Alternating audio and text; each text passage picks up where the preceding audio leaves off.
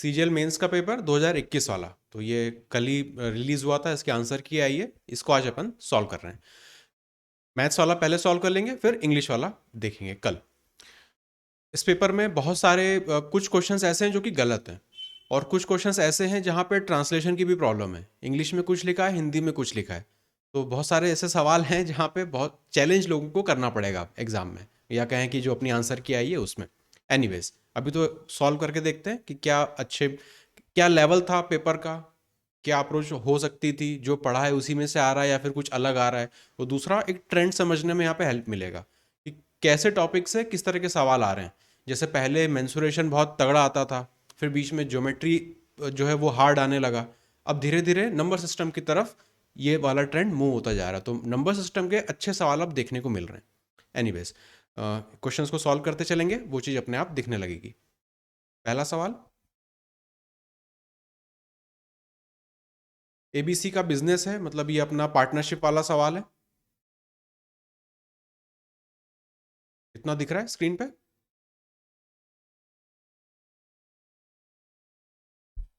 ABC ने business शुरू किया, 20,000, 25,000, 10,000 उनका इनिशियल कैपिटल है। 5 महीने के बाद ए ने 4,000 और डाले, 6 महीने के बाद सी ने 8,000 और डाले। तो जब भी इस तरह का लैंग्वेज लिखी आ रही है, तो हमेशा पार्टनरशिप में दो तरीके की अप्रोच होती है, एक होती है टाइम मेथड, एक होती है कैपिटल मेथड। तो जब भी ट्रांजेक्शन बार बार हो रहे हो ना, तो वहां पे कैपिटल मेथड बेस्ट होती है। जैसे यहां पर अगर देखें, 3 लोग हैं, तो ए, बी और सी, तो इनका अपने को रेशो चाहिए। कैपिटल इंटू टाइम से निकलता है, लेकिन यहाँ पे यूज करेंगे कैपिटल मेथड। कैपिटल मेथड में अब एक चीज़ और देखें, अपने को पता है जीरोस वगैरह का बहुत ज़्यादा यूज होता नहीं है। अगर यहाँ पे 3 0 है, यहाँ पर 3 0 है, यहाँ पर 3 है, और यहाँ पर भी सब कुछ 0 है, तो जो जीरो कॉमन आ रहे हैं ना, उनको हम काट सकते हैं, क्योंकि जब रेशो लेंगे तो अपने आप सब कट जाएंगे, तो उतना लिखा पड़ी अपने को कम करनी पड़ेगी। तो 3 zeros हर जो भी डिजिट है, जो भी अपने अमाउंट है, उसमें से काट देंगे। तो ए के लिए बात करें, 20 बचेगा यहाँ पे, मल्टीप्लाई बाय कितने समय के लिए, total end of the year की बात हो रही है। तो यहाँ पे टाइम मेथड में क्या होता है, हमें चेक करना पड़ता है कि 6 महीने के बाद उन्होंने निकाला या जमा किया, तो हम वहाँ पे उस हिसाब से मल्टीप्लाई करते हैं। यहाँ पे पूरा पूरे टाइम को लेते हैं, तो 20 का अमाउंट 12 महीने के लिए एक मुश्त। फिर बी के लिए देखें, 25 का अमाउंट अगेन 12, और सी के लिए 10 का अमाउंट 12। ये तो हमने देखा इनिशियल जो था। अब देखते हैं चेंजेस क्या क्या उसमें आ रहे हैं। तो after 5 months from start, A invested 4,000 मोर, और 4,000 उसने डाले, तो यहाँ पे जीरो वगैरह तो काट चुके हैं सबके अमाउंट के। एक्स्ट्रा ऐड कर रहा है, तो लिखेंगे +4 मल्टीप्लाई बाय। अब कितने समय के लिए रहेगा, तो 5 महीने के बाद वो शुरू कर रहा है, तो 12 में से 5 घटा देंगे, मतलब यहाँ पे अपने को मिलेगा 7। अब दूसरा देखें, after 6 months from start, C invested 8,000 more, तो अब सी ने क्या किया, 8,000 और जोड़े, तो यहाँ पे लिख लेंगे +8 मल्टीप्लाई बाय 6 महीने के बाद डाल रहा है, तो बचा हुआ टाइम रहेगा 6 महीने का, मल्टीप्लाई बाय 6।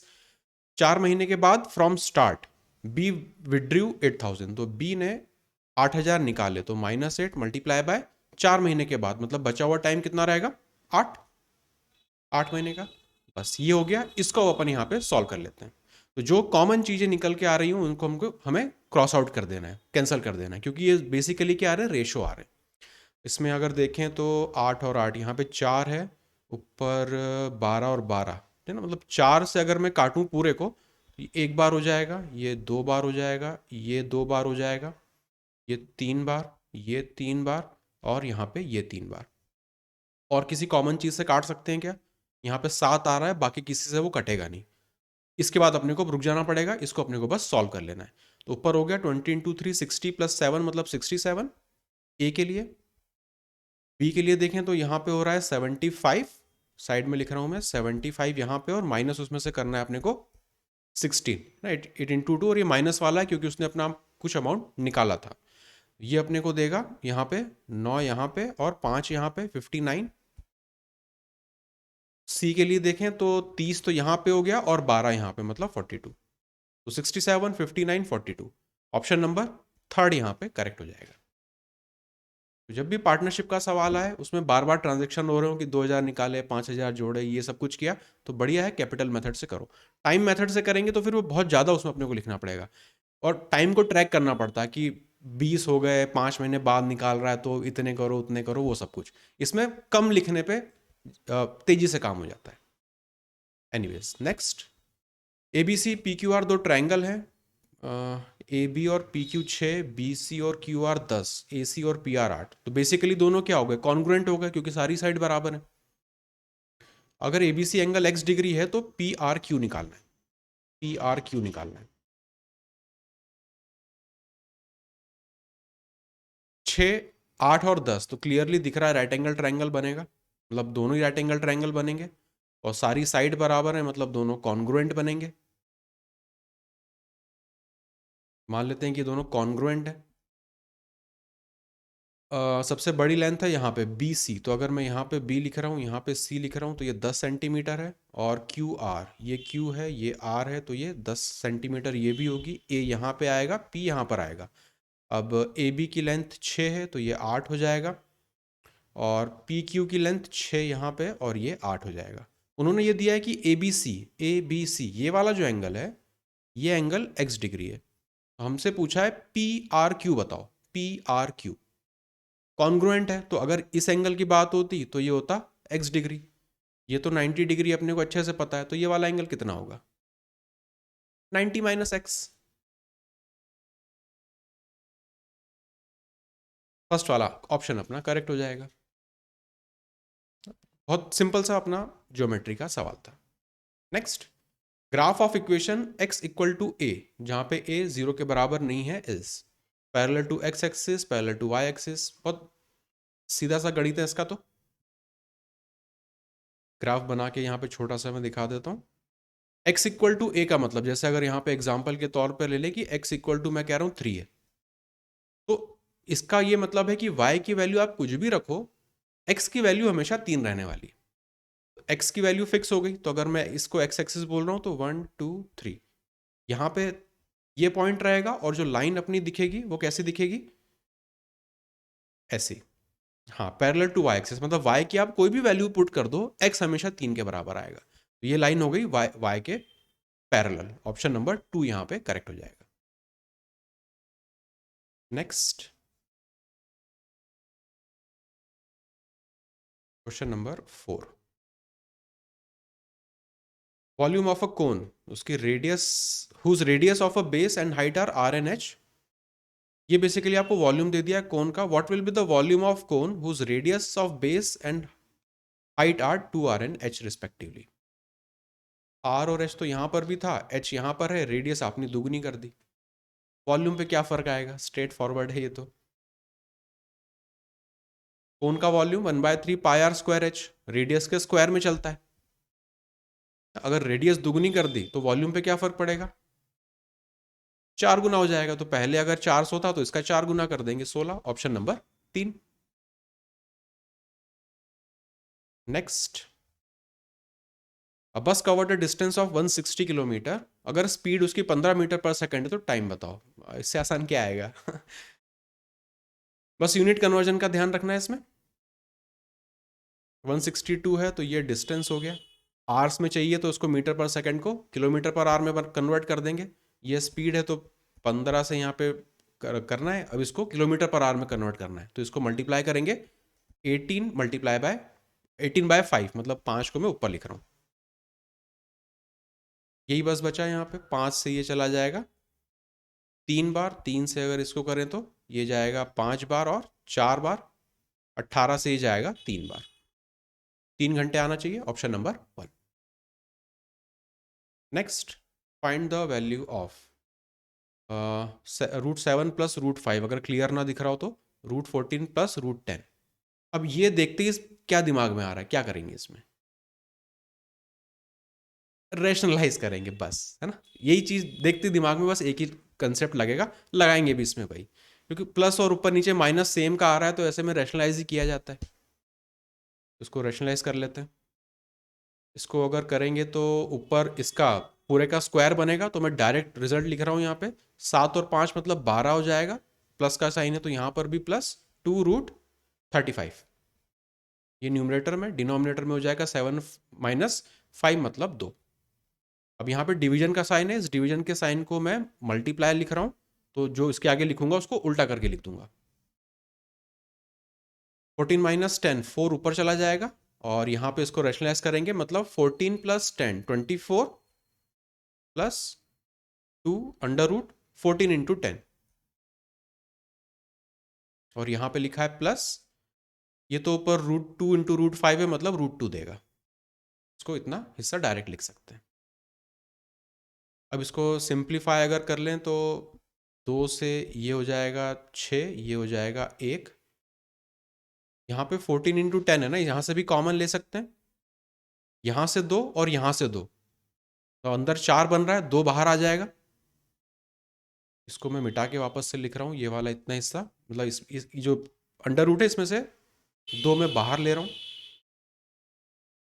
यहाँ पे हो जाएगा 4, अंडर रूट में 7 और 5 बचता मतलब 35।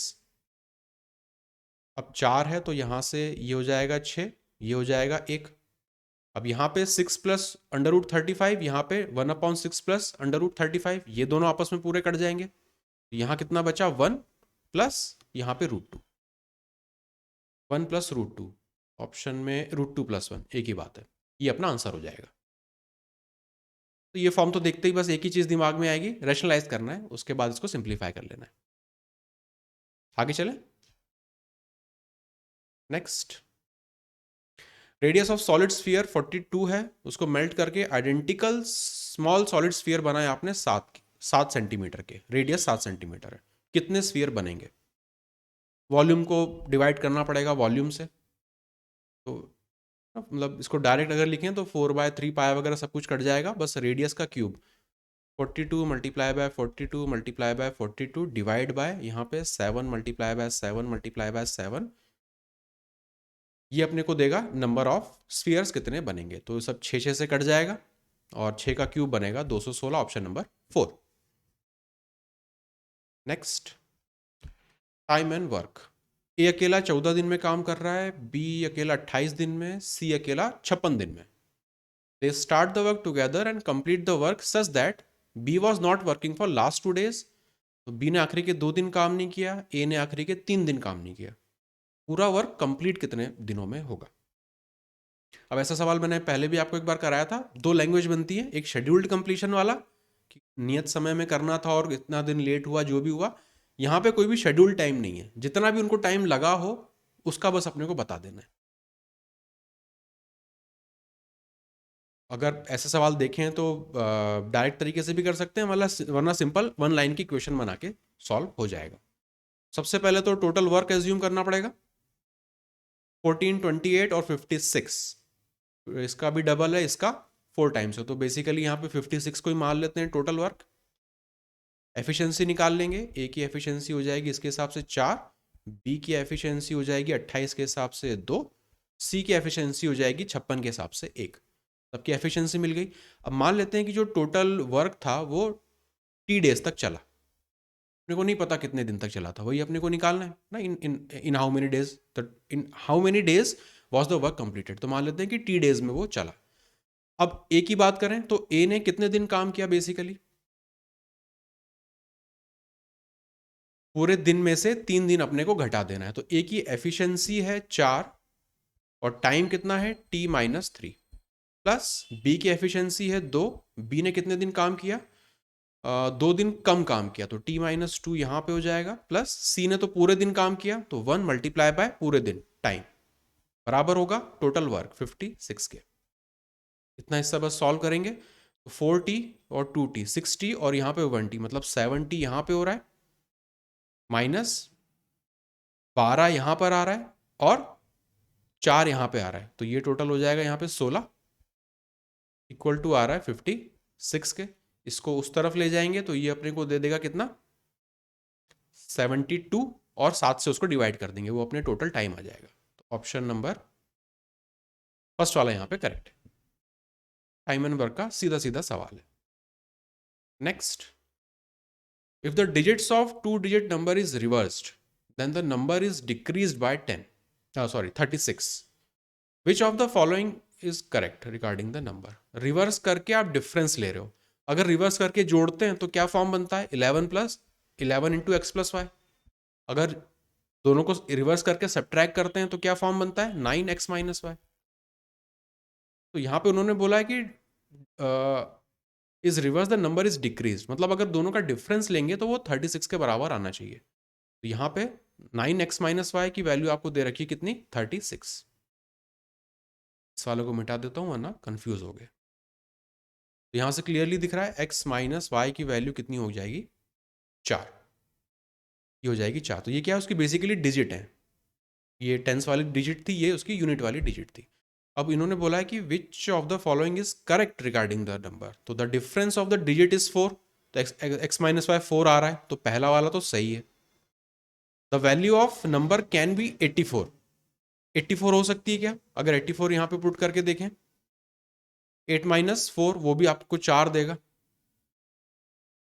तो सेकंड वाला करेक्ट हो सकता है। फिर number is always a composite number, हमेशा कंपोजिट नंबर ही होगा ये जो भी होगा। तो अगर 84 से चेक किया था तो वो तो कंपोजिट नंबर है, क्या ऐसा हमेशा ट्रू होगा कि कंपोजिट नंबर ही ऐसा करके देगा हमको। एक्स माइनस वाई तो जनरल केस है, कोई भी नंबर आप ले सकते हो। फॉर एग्जाम्पल अगर आप 71 को चेक करो, 71 प्राइम नंबर है, तो 71 माइनस आप इसमें करते 17,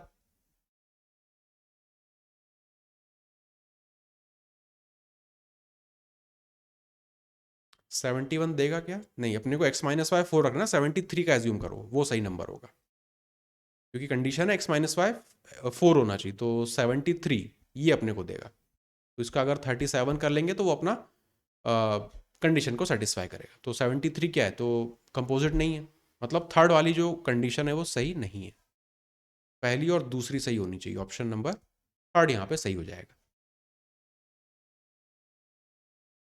नेक्स्ट, एक्स वाई की वैल्यू है -6, x cube plus y cube की वैल्यू है 19, और ये लिखा है 1/x की पावर -1 प्लस 1/y की power -1। Basically x plus y लिखा है, वो उसको फैंसी तरीका लिखने का वो।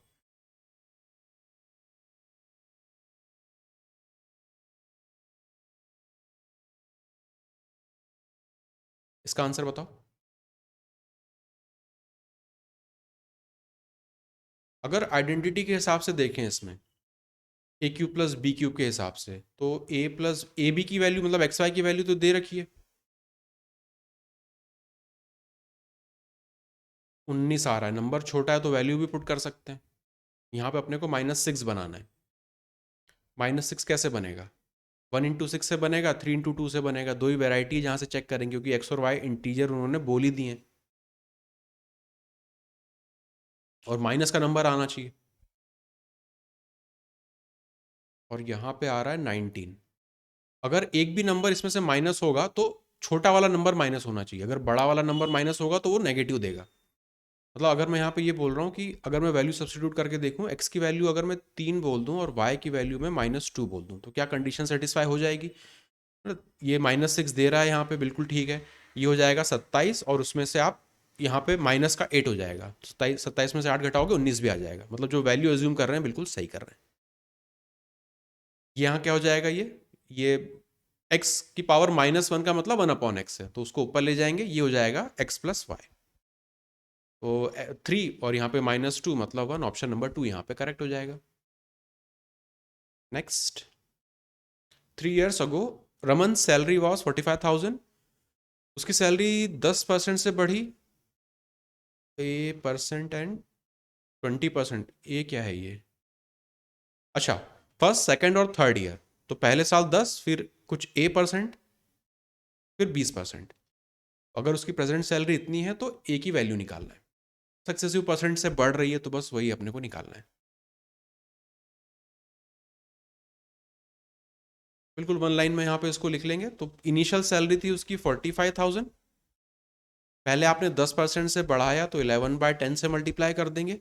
ए की वैल्यू अभी अपने को नहीं पता है क्या आएगा, तो उसकी जगह यहाँ पर अगर अभी एक्स लिख लें, मल्टीप्लाई बाय 20% से, फिर आपने हर बार उसकी बढ़ी रही है तो 20% से बढ़ा देंगे 6/5, ये वैल्यू बराबर हो जाएगी किसके, 83,160, 83,160 के। इसको बस अपने को सिंप्लीफाई कर लेना है। तो 0 यहाँ के 2 इसको काट देंगे,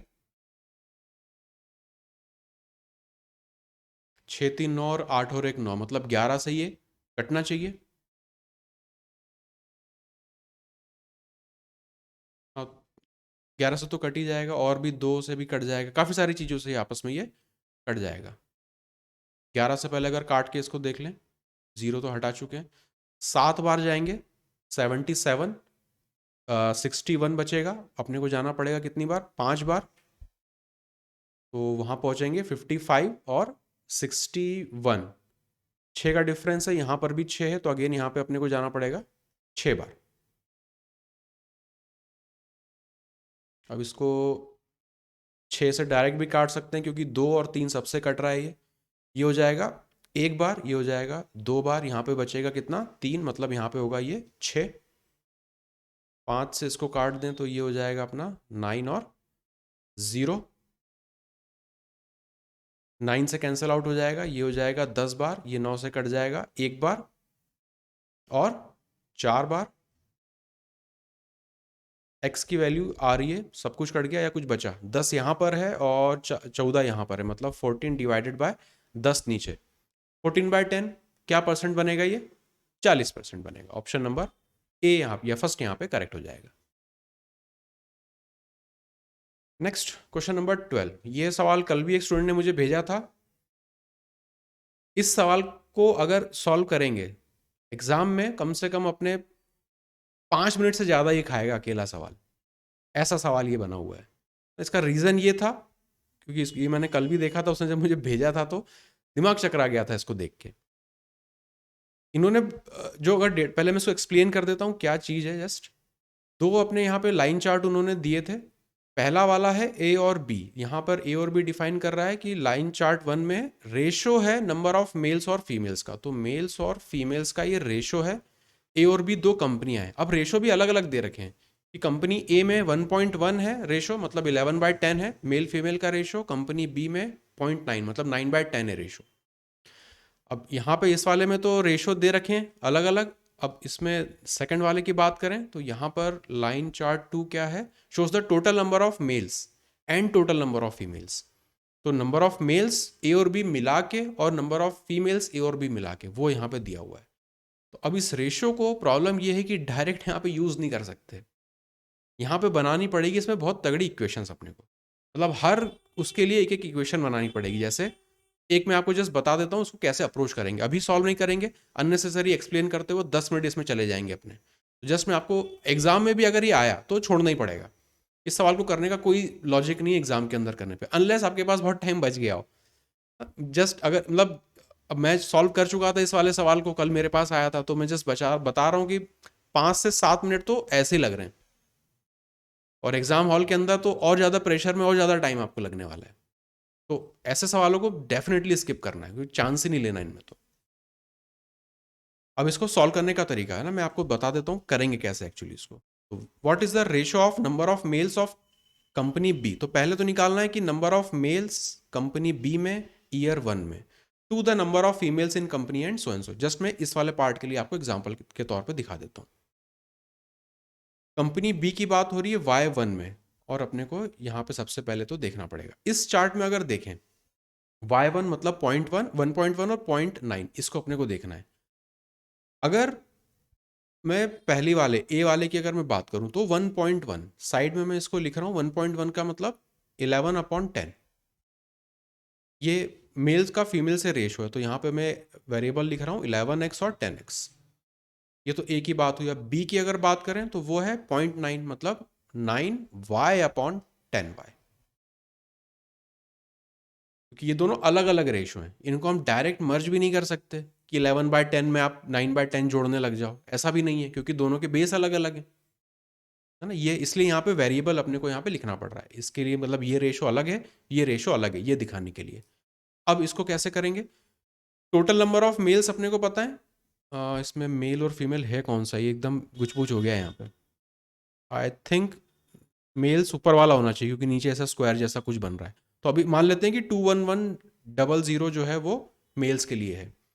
अब मेल्स किसको करस्पॉन्ड कर रहा है, 11x को और 9y को, मतलब यहाँ पे लिखना पड़ेगा 11x प्लस 9y की जो वैल्यू है वो है 21100। ये मेल्स के लिए आपने निकाला। अब आप फीमेल्स के लिए वही करोगे कि 10x प्लस 10y बराबर हो जाएगा, फीमेल्स हैं 20600। दो इक्वेशन है, दो वेरिएबल है, यहां से आप x की वैल्यू निकालोगे, y की वैल्यू निकालोगे। अब उन्होंने यहां पे पूछा है आपसे कि y1 में b में कितने मेल्स हैं वो अपने को बताना है। तो b में कितने मेल हैं, 9y। मतलब बेसिकली यहां से आपको y की वैल्यू निकालनी है, उसको 9 से मल्टीप्लाई कर दोगे, वो आपके मेल्स का नंबर देगा। तो ये पहला हिस्सा निकला जस्ट ऐसा करके। सेम प्रोसेस आपको यहां पर रिपीट करनी है, फिर सेम प्रोसेस आपको यहां पर रिपीट करनी है।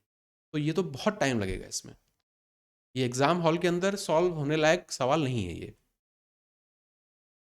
तो फुर्सत में बैठ के जस्ट प्रैक्टिस के लिए इसको बाद में कभी बना लेना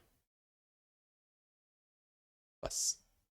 ये अपना इनिशियल पॉइंट था। ऐसे ही हर एक पॉइंट, हर उसके लिए मतलब y3 और y5 के लिए भी ऐसे दो इक्वेशंस बनेंगे, फिर उनको सॉल्व करेंगे, xy निकालेंगे, जो पूछा होगा उसकी वैल्यू निकालनी पड़ेगी। तो ये बहुत ज़्यादा टाइम कंज्यूमिंग है, इसलिए इसको अभी के लिए छोड़ रहे हैं। बस कैसे करेंगे उसका मैंने आपको इनिशिएशन दे दिया।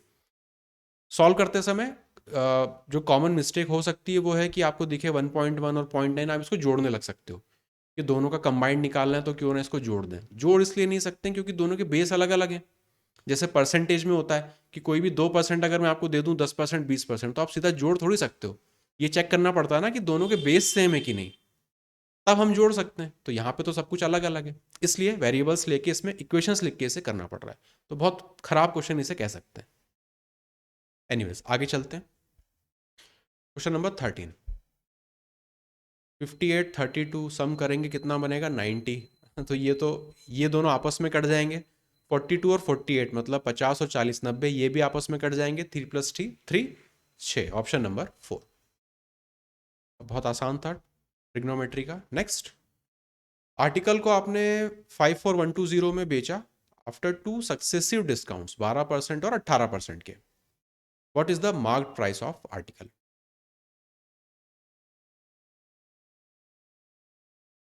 सिंगल लाइन इक्वेशन बनेगी, बस सॉल्व करना है इसमें।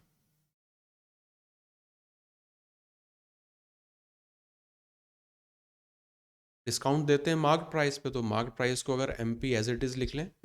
डिस्काउंट दे रहे हो आप 12% का। 12% का डिस्काउंट मतलब यहाँ पे इफेक्ट क्या लिखेंगे उसके लिए अपन, 88/100। वही इफेक्ट्स मेथड है, M P multiply by discount effect बराबर SP/CP। तो CP तो दोनों तरफ सेम ही कट जाएगा, मल्टीप्लाई बाय दूसरा डिस्काउंट आप दे रहे हो 18% का। 18% मतलब यहाँ पे लिखेंगे 82/100, और ये वैल्यू अपने को देगा 54120। इसे सॉल्व कर लेंगे, वही अपना मार्क प्राइस या एमपी यहाँ पे अपने को देगा। 88 आ रहा है, उसमें 11 दिखता है, मतलब 11 से कटना चाहिए। यहाँ पे 6 और यहाँ पे 6 बन रहा है, मतलब 11 से भी वो कट जाएगा। और भी बहुत सारे नंबर है, 20 आ रहा है तो 4 से पहले काट लेते हैं, नंबर थोड़ा छोटा हो जाएगा। एक बार यहाँ पे गए 14 आया, 4 से कर रहे हैं मतलब 3 बार में जाएंगे 12। यहाँ पे हो जाएगा 21, 5 बार जाएंगे, यहाँ पे हो जाएगा 12। अच्छा 4 से कर रहे हैं ना, 3 बार, और फिर यहाँ पे 0। 13530। अभी भी ये 3 और 3 और 5, मतलब अब 11 से इसको काट सकते हैं। 11 से इसको 2 बार कर लेते हैं, 11 से ही हो जाएगा 1 बार। 25 है मतलब 2 बार, यहाँ पे हो जाएगा 3 बार, और यहाँ पे 0 एज इट इज़ लिख लेते हैं। 82 और 123, अगर यहाँ से मैं 2 से काटूँ तो ये हो जाएगा 41, क्योंकि यहाँ पे दिख रहा है 2 से करने के बाद वो अपने को एक प्राइम नंबर दे रहा है। 2 से ये हो जाएगा अपना 6 बार, 1 बार, और ये हो जाएगा अपना 5 बार। 41, 41 से कितनी बार में कटना चाहिए?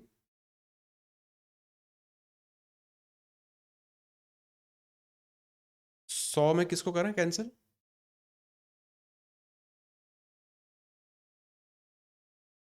100 का हाफ 50, यहाँ पे ना, हाँ इस वाले को तो कर सकते हैं, यहाँ से 2 से करके इसको 50 कर देंगे, 50 वहां जाके मल्टीप्लाई हो जाएगा। हम्म। हाँ तो इस वाले को लिखो या इस वाले को लिखो, उससे फर्क क्या पड़ेगा, मतलब करना क्या चाह रहे हो उसमें? अच्छा 1230 आ रहा, आप कह रहे हो उसको उस तरह से कर दो, मतलब ये हो जाएगा 3 गुना हो जाएगा। हाँ वो कर सकते हैं, वो कर सकते हैं। अ, इसको ना कैंसिल करके इसको आप कह रहे हो 50 कर दो और इसको एज इट इज लिखा रहना तो 1230, 1230, 41 से ये कट जाएगा, 30 टाइम्स ये हो जाएगा, और ये हो गया 25 × 3 75 समथिंग आना चाहिए। ऑप्शन नंबर थर्ड यहाँ पे हो जाएगा करेक्ट। ठीक है, ये सही है कि 123 दिख रहा है, 41 से वो 3 बार जाएगा, कैलकुलेशन आसान है, बढ़िया, good. Next, height of a cylinder 6 centimetre ज़्यादा है रेडियस ऑफ बेस से, अगर रेडियस 14 है तो what will be the volume of cylinder. Radius दे दिया, हाइट दे दी, तो बस फॉर्मूला ही लगाना है इसमें। तो सिलेंडर है तो 22/7 पाई आर स्क्वायर, रेडियस है कितना 14 × 14 × हाइट है 14 से 6 ज़्यादा मतलब 20, 7 से ये हो जाएगा 2 बार, यहाँ पे हो जाएगा 44 मल्टीप्लाई बाय 28, इसको मैं अलग से 0 लिख लेता हूँ, 0 तो आ ही रहा है, यूनिट डिजिट चेक कर लें, 8 4 32, 2 आखिरी में आना चाहिए, 2 आ रहा है यहाँ पे, मतलब थर्ड वाला ही हो जाएगा। पूरा सॉल्व करने की भी इसमें ज़रूरत नहीं है, डिजिट वगैरह चेक करके ईजिली ये चीज़ें हो जाती। ना होती अगर 2 में 0 होता 2 होता तो फिर अपने को कैलकुलेट करना पड़ता। Next, which of the following is equal to, तो क्रॉस मल्टीप्लाई कर दो इसमें, cos square theta plus sine square theta 1 हो जाएगा, नीचे साइन थीटा कॉस थीटा है, ऊपर जाके कोसेक और सेक बन जाएगा। ऑप्शन नंबर 4 यहाँ पे ये सही है। Next, pie chart. The pie chart given below shows number of tyre, 6 company है उनके टायर हैं, बाकी सब कुछ ठीक है, परसेंटेज दिया हुआ है, निकालना क्या है, what is the sum of central angles form by the sectors representing tyres of company F and A. Central angle निकालना है बस, सही है। 100% करस्पॉन्ड करता है 360 डिग्री को, एफ और ए, एफ यहाँ पर और ए यहाँ पर, दोनों को जोड़ेंगे तो ये देगा 40, तो 40% की वैल्यू निकालनी है, यूनिटरी मेथड लग जाएगी, मल्टीप्लाई बाय 40 डिवाइडेड बाय यहाँ से 100, 0 वगैरह यहाँ से कट गया, 72 का डबल 144, ऑप्शन नंबर 3 यहाँ पे करेक्ट हो जाएगा। नेक्स्ट, एबीसी इक्विलेटरल ट्राइंगल है, एरिया दे दिया है उन्होंने, what is the radius of circle circumscribing the triangle, circumscribe करने का मतलब है ट्राइंगल के बाहर है वो सर्कल, तीनों साइड तीनों वर्टेक्स को टच करता हुआ, बेसिकली सर्कम रेडियस निकालना, और दिया भी क्या इक्विलेटरल ट्राइंगल, तो इसका तो पूरी कुंडली अपने को पता है। सबसे पहले साइड की लेंथ निकाल लेंगे, एरिया ट्रायंगल का क्या होता है इक्विलेटरल ट्रायंगल का, √3/4 मल्टीप्लाई बाय ए स्क्वायर, इसकी वैल्यू आपको दे रखी है 36√3, तो √3 वगैरह कट जाएगा, ए स्क्वायर है यहाँ पे, तो हर एक जो साइड है उसकी लेंथ निकल जाएगी, यहाँ पे इसको 9 × 4 कर लें अगर, है ना, 9 × 4 कर ले तो वो अपने को 4 × 3 मतलब 12 देगा, तो हर एक साइड 12 आ गई। अब अपने को निकालना है radius of circle circumscribing the triangle, तो पहले हाइट निकाल लेते हैं, हाइट कितनी होगी √3/2a, √3/2a है मतलब 12, ये हाइट निकल गई, इसको मैं अगर इसका मैं 2/3 निकाल लूँ तो वही सर्कम रेडियस होगा, इसका 2/3 सर्कम रेडियस होना चाहिए, ये सब कट जाएगा, 4√3 आएगा, ऑप्शन नंबर 2 यहाँ पे सही हो जाएगा। Next, XYZ are sides of a triangle, Z is the largest side, और ये तो अपना स्टैंडर्ड कंडीशन है, then the triangle is a, Pythagoras से इसको देखो, अगर इक्वल टू होता तो वो राइट एंगल ट्राइंगल होता, तो ये तो हो नहीं सकता, राइट एंगल ट्राइंगल ये भी नहीं हो सकता। अब जो सबसे बड़ा साइड है अगर उसका स्क्वायर बाकी के स्क्वायर के सम से बड़ा होता है तो वो ऑब्ट्यूज होता है, छोटा होता है तो एक्यूट होता है, यहाँ पे छोटे वाली कंडीशन दी है तो ये एक्यूट हो जाएगा, ट्राइंगल्स का बिल्कुल बेसिक है। Next, which fraction among the following is least, fractions में अपने को देखना है सबसे छोटा वाला कौन सा है, कैसे करोगे इसको,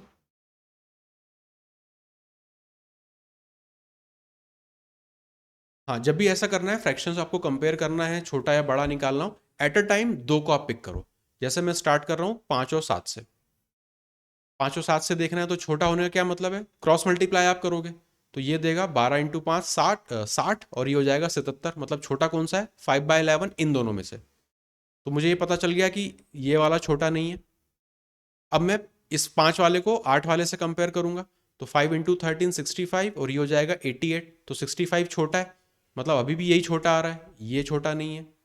अब 5 को 9 से कंपेयर कर लूंगा तो 5 इंटू 17 85 और ये 99, अभी भी ये छोटा है, तो ये छोटा नहीं है। सबसे छोटा कौन हुआ, ये वाला, option number 2। At a time दो फ्रैक्शन को उठाओ, उनमें से कौन छोटा है।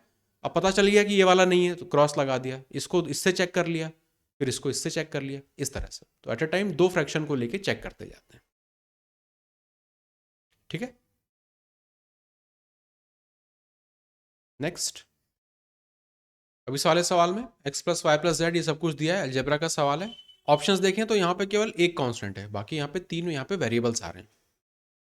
और x plus y, y plus z, क्या ऐसा सवाल देख के क्या दिमाग में आएगा, है ना, कुछ तो यहाँ पे अपने को पुट करके देखना पड़ेगा। तो अगर इसमें एक चीज देखें, अगर मैं एक्स वाई जेड सबको अगर मैं बराबर पुट करके एक बार देखना चाहूँ, तो सबको बराबर पुट कर दो, तो सबको अगर मैं x लिख रहा हूँ तो यहाँ पे हो जाएगा अपना 3x, पहला ब्रैकेट, यहाँ पे हो जाएगा 3 टाइम्स एक्स स्क्वायर, माइनस यहाँ पे अपने को देगा ये x का क्यूब, डिवाइड में 2x और यहाँ पर भी 2x, मतलब टोटल हो जाएगा 3 बार 2 आ रहा है तो 8 और x का क्यूब, एक्स क्यूब यहाँ पर है, एक्स क्यूब यहाँ पर है, एक्स स्क्वायर और एक्स यहाँ पर है, तो ये आपस में कट जाएंगे सब। ये दे रहा है अपने को 9 माइनस यहाँ पे 1 डिवाइडेड बाय नीचे 8, ये आ जाएगा अपना 1, ऑप्शन नंबर पहला। Next, x y z distinct prime number है, जहाँ पे z सबसे बड़ा है और x सबसे छोटा है, डिस्टिंक्ट प्राइम नंबर है। x plus y plus z की वैल्यू 70 है, then what is the value of z। अब x plus y plus z तीन वेरिएबल हैं, एक की भी वैल्यू नहीं पता, और बस इतना पता है कि सारे के सारे डिस्टिंक्ट प्राइम नंबर होने चाहिए, उसमें से भी z सबसे बड़ा होना चाहिए। इसमें अपने को ऑप्शंस यूज करने पड़ेंगे, बिना उसके यहाँ पे कुछ नहीं कर सकते अपन। कि अगर मैं z की वैल्यू अपनी मर्जी से क्यों पुट करूं, जब मुझे z निकालना है तो ऑप्शंस में से z को मैं उठा के डाल दूं ना, वहां से मैं देख लूंगा कि बाकी के दो नंबर्स में पुट कर पा रहा हूँ कि नहीं। तो जस्ट अगर देखें यहाँ पे 43 से स्टार्ट करते हैं, क्योंकि सब में से बड़ा सबसे यही है 43।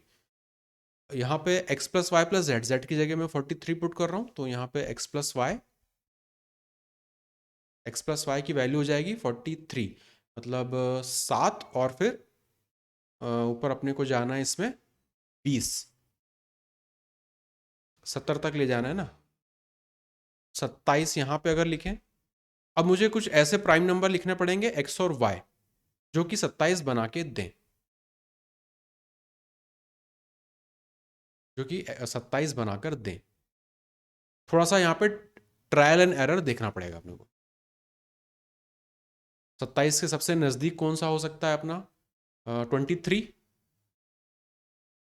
और सीक्वेंस अपने को ध्यान में रखना है कि z सबसे बड़ा था, उससे बड़ा y और उससे छोटा y और सबसे छोटा x, तो इन दोनों में से y की वैल्यू बड़ी होनी चाहिए। अगर इसको मैं 23 करूं, यहाँ पे लिखते चलते हैं ना, नहीं तो विजुलाइज नहीं होगा। अगर इसको मैं 23 कर दूं तो इसको फिर 4 होना पड़ेगा, तो ये तो पॉसिबल नहीं है क्योंकि 4 अपना प्राइम नहीं है। 23 के अलावा नेक्स्ट अगर नीचे देखें तो 19 पे आ सकते हैं, 19 के साथ आए तो यहाँ पे फिर 8 करना पड़ेगा, ये भी संभव नहीं है। 19 के अलावा यहाँ पे अगर 17 करके देखें, 17 से 10 बार ऊपर जाएगा तो ये भी संभव नहीं है। 17 के बाद अगला नंबर आएगा 13, 13 के साथ फिर ये 14 हो जाएगा, ये बड़ा तो हो नहीं सकता और वैसे भी प्राइम नहीं है, मतलब ये भी नहीं है। तो 27 के साथ अपनी बात बन नहीं रही है इसमें। तो अब मतलब पहला वाला ऑप्शन छोड़ो, दूसरा वाला ऑप्शन देखें, बड़ा 37 ही है। यहाँ पर x प्लस वाई की वैल्यू, ये सेकंड कंडीशन चेक कर रहे हैं 37 के लिए। 37 के लिए अगर देखें तो 3 और फिर 70 तक जाना है, मतलब 30 और 33। अब यहाँ से देखना शुरू करते हैं, 33 बनाना है, नियरेस्ट क्या वैल्यू रहेगी प्राइम 31। तो अगर मैं y की जगह, क्योंकि y को बड़ा रखना है, तो y को अगर मैं 31 पुट करूँ, x की वैल्यू में पुट करनी पड़ेगी 2, तो ये तो संभव है, ऐसा हो सकता है ना, दोनों क्योंकि प्राइम है, ये अपनी कंडीशन सेटिस्फाई कर गया, तो 37 पर ऐसा हो सकता है। ऑप्शंस को अपने को यहाँ पे यूज करना पड़ेगा, बिना उसके कुछ कर नहीं पाएंगे इसमें। Next, x plus one upon x का स्क्वायर 3 के बराबर है, एक्स की पावर 6 दी है, स्टैंडर्ड रिजल्ट होता है इसका। दो तरीके हैं करने के, या तो स्टैंडर्ड रिजल्ट पता हो, अलजेब्रा में देखा था कि जब भी स्टैंडर्ड रिजल्ट ये होता है कि x plus one upon x की वैल्यू अगर √3 के बराबर है तो x की पावर 6 की वैल्यू -1 होती है। इसका जब आप क्यूब करोगे, रीअरेंज करोगे, तो ये आपको दे देगा। पहला तरीका ये है अगर स्टैंडर्ड रिजल्ट पता है तो, अगर नहीं पता है तो कोई दिक्कत नहीं है, x plus one upon x की बराबर √3 है, पहले स्क्वायर कर लो, फिर उसको क्यूब कर लेना, सीधा सीधा उसके फॉर्मूले लगाते चलेंगे बस। हाँ, यहाँ पे तो डायरेक्ट यूज कर लेंगे, x की पावर 6 -1 पुट करना है, यहाँ पे -1, यहाँ पे -1, ये हो जाएगा -2।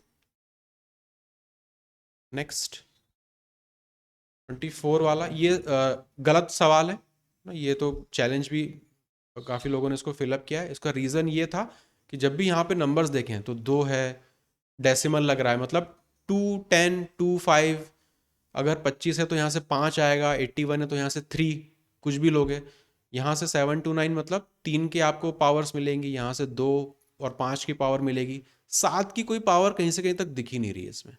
और ऑप्शन में सब में 7, यहाँ पे 7, यहाँ पे 7, इस तरह से आ रहा है। करेक्ट ऑप्शन उन्होंने फर्स्ट वाला यहाँ पे दिया हुआ, तो इसलिए इसको चैलेंज करना पड़ रहा है। तो ये सवाल ही अपने आप में गलत है, तो इसमें अपना दिमाग लगाने की कोई जरूरत ही नहीं है। हाँ, एग्जाम में तो पता ही नहीं चलेगा, एग्जाम में तो ये अपना रहता है ना कि यार क्वेश्चन दिखा, अपने को उसको सॉल्व करना है, उसके बाद ही ऑप्शंस दिखते हैं, पर इसमें टाइम बहुत लगेगा। तो अब ये दिक्कत है, अब देखो 100 सवालों की एग्जाम है, वो भी नहीं ले पा रहे हैं ढंग से वो लोग। मतलब एक किताब भी कोई छापता है ना, कोई कोई भी लेखक छापता है तो उसकी भी प्रूफ रीडिंग करता है वो, यहाँ 100 सवालों की प्रूफ रीडिंग नहीं हो रही इनसे। अब गलत सवाल अगर आ जाए एग्जाम में तो कितना समय बर्बाद कर देता है वो। नेक्स्ट 25, सैलरी BC D और E नहीं है इसमें, आगे, अच्छा आगे भी नहीं, केवल BC D और E है, उनकी रेशो दे रखा है इन्होंने सैलरीज का। फिर the salary are increase by 20%, 30%, 40 और 50 रिस्पेक्टिवली, सबकी इतने परसेंट से बढ़ गई है। If the increase salary of D is इतनी, then what is the sum of original salaries. Original पूछा है इन्होंने, तो वैल्यू बढ़ा के दी है और पूछा है ओरिजिनल। ठीक है, D करस्पॉन्ड कर रहा है किसको, यहाँ पे 4 को, 4 को करस्पॉन्ड कर रहा है, मतलब अगर यहाँ पे मैं लिखूँ 4x, तो कितने से बढ़ाना है अपने को, 20, 30 और 40, 40% से अपने को इसको बढ़ाना है, मतलब 7/5, इतने से बढ़ा देंगे तो ये वैल्यू अपने को क्या देगा, 560, यही वैल्यू देगा अपने को। 4 से करें तो ये हो जाएगा 140, 7 से कर दें तो 20, x की जो वैल्यू आ रही है वो आ रही 100, मतलब इनका जो कॉमन मल्टीप्लाइंग फैक्टर था वो है 100। What is the sum of original salaries, original salary निकालना है तो बस इनको जोड़ते चलेंगे, 5 यहाँ पे, 2 और 3 5, 10 और ये 14, 14 में 100 से मल्टीप्लाई कर देंगे, ऑप्शन नंबर 1 करेक्ट हो जाएगा। ठीक है, नेक्स्ट बार चार्ट दिया है, discount percentage offered by shopkeeper on 7 articles, selling price of these articles, articles दिए हैं और क्या है यार, ये सेलिंग प्राइस दे रखा है 420, ये सब कुछ, अच्छा सातों का सेलिंग प्राइस दे रखा है, और ये जो नंबर है ये क्या लिखा है, डिस्काउंट परसेंटेज ऑफर्ड, मतलब ए पर 30% है, A2 पर 25% है, सेलिंग प्राइस दे रखी है, डिस्काउंट परसेंट दे रखा है, पूछा क्या है, what is the sum of mark price of the 7 articles, mark price निकालना है सबका, कैलकुलेशन ही है इसमें तो बस, फिर और क्या करेंगे इसमें। 7 हैं, 7 के लिए अपने को ये सारे एडजस्ट करने पड़ेंगे, सारे के सारे परसेंटेजेस, चलो करते हैं देखते हैं। ना प्योर कैलकुलेशन है, और कोई इसमें दिमाग नहीं लगाना है, अपने को पता है जो भी मार्केट प्राइस था उसमें इतना 30% का डिस्काउंट दे रहे हो, मतलब 7/10 उसका करोगे तो वो आपको 420 दे रहा होगा। इसको बस अपने को उल्टा करके लिख देना है कि अगर सेलिंग प्राइस 420 है तो इसमें मैं क्या मल्टीप्लाई करूंगा, 10/7। 30% डिस्काउंट था, मतलब इफेक्ट देता 7/10। सेलिंग प्राइस में कर रहा हूं तो वो हो जाएगा 10/7। ठीक है, ऐसे बाकी के लिए भी करते चलेंगे। ये तो हो गया पहला। दूसरा है 600 मल्टीप्लाई बाय 25% है। 25% मतलब डिस्काउंट, हाँ वो होता 3/4, यहाँ मल्टीप्लाई करेंगे 4/3 प्लस नेक्स्ट नंबर है, ये हो गया, ये हो गया 816। इसमें मल्टीप्लाई करना है, 32 आ रहा है। 32 मतलब ये हो गया 68। तो यहाँ पे 100/68 लिख लेते हैं। सॉल्व ही करना है उसको तो कर लेंगे बाद में। अगला नंबर है 825 मल्टीप्लाई बाय, कौन सा हो गया ये, 1 2 3 4, चौथा मतलब 45। तो यहाँ पे हो जाएगा 100/55 प्लस 425 मल्टीप्लाई बाय, ये आ रहा है 85 होता, मतलब यहाँ पे लिखेंगे 100/85 प्लस ये हो गया 800 वाला लिखना है, लिखना ही है बस इसमें सब कुछ मल्टीप्लाई बाय 20% यहाँ पे आ रहा है, मतलब वो हो जाता 4/5, यहाँ हो जाएगा 5/4। आखिरी है 840। 840 मल्टीप्लाई बाय 40 है तो 60 होता, मतलब यहाँ पे लिखते 100/60। अब इसी को सिंप्लीफाई करना है, बस यही है पूरा सवाल ये 7 से ये हो जाएगा 60 बार, 3 से ये हो जाएगा 200। अब यहाँ पे आ रही है दिक्कत, इसको 4 से तो ये होगा नहीं, पहले 2 से करके देख लेते हैं। ये हो जाएगा, अच्छा 12 कैसे आएगा इसमें, 68 से आप कह रहे हो 12 टाइम्स जाएगा ये। अच्छा तो उसको यहाँ फिर मैं डायरेक्ट लिख लेता हूँ यहाँ पे, ये एक बार, ये हो जाएगा 12 बार। 55 आ रहा है तो 5 से इसको सिंप्लीफाई कर लें, ये हो जाएगा 11 बार, मतलब ये भी 11 से कटेगा ही, खैर वो तो 13 और 2 आ रहा है, तो खैर 5 से कर लें तो ये हो जाएगा एक बार, यहाँ पे हो जाएगा 6 और यहाँ पे बचा 5, ये हो जाएगा 15। अब ये 85 है, मतलब 5 × 17 है, मतलब 17 से कटना चाहिए एनीवेज, ये हो जाएगा 17। पहले 5 से काट लेते हैं, ये हो जाएगा 8 और ये हो जाएगा 5। 17 से कट जाएगा ये 5 बार। 4 से ये हो जाएगा 200। 60 से ये कट जाएगा 14 बार। अब यहाँ क्या बचा, 600 तो यहाँ पर है, यहाँ पर लिखते चलते हैं। 600 है, 800 है, 1200 है और 1500 है। ये वाला हो गया 1500। यहाँ पर बचा 500, यहाँ पर हो गया 1000 और यहाँ पे हो गया 1400। बस इसको जोड़ लेना है, यही अपना आंसर हो जाएगा। तो 2 ज़ीरो तो यहाँ पे आएंगे ही आएंगे। और नंबर्स देखें तो 8 और 2 10 बना रहे हैं, 5 और 5 10 बना रहे हैं, मतलब 20 हो गया। 6 और 4 ये भी 10 बना रहे हैं, 30 हो गया। 3 यहाँ चला जाएगा, 1 2 3 4 और 3 7। ऑप्शन नंबर 4 यहाँ पे करेक्ट है। तो ये करना था, लेकिन ऑब्वियसली टाइम कंज्यूमिंग तो है ही। खैर नेक्स्ट, साइन थीटा की वैल्यू 9/41 दे रखी है, पहले क्वाड्रेंट में है। What is the value of cot theta, ये देने का क्या मतलब है, ट्रायंगल बना लेंगे इसका। तो ये तो अपना बिल्कुल सीधी सीधी बात है कि भैया राइट एंगल ट्रायंगल है। हाँ, ट्रिपलेट अगर ये पता है तो बहुत अच्छी बात है। इसको अगर मैं थीटा बोल रहा हूँ तो ये है 9, ये है 41, इसका ट्रिपलेट बनता है 40 के साथ। कॉट थीटा बोला था उन्होंने, तो वो हो जाएगा 40/9, ऑप्शन नंबर 3। ट्रिग्नोमेट्री तो बहुत आसान दी है अभी तक, तो आगे देखते हैं। 28, स्लांट हाइट ऑफ अ कोन 20 दे रखी है, एरिया ऑफ बेस ये दे रखा है। What is the curve surface area of this cone, pi R L निकालना है अपने को। तो स्लांट हाइट तो दे ही दी है, यहाँ से रेडियस मिल जाएगी। मेंसुरेशन भी आसान है, 22/7 मल्टीप्लाई बाय रेडियस का स्क्वायर बराबर है 616 के। पहले अगर 2 से सिंप्लीफाई कर लें इसको तो ये दे देगा अपने को 3 0 और यहाँ पे 8। 11 से सिंप्लीफाई कर लें तो ये देगा 2 और फिर यहाँ पे 8।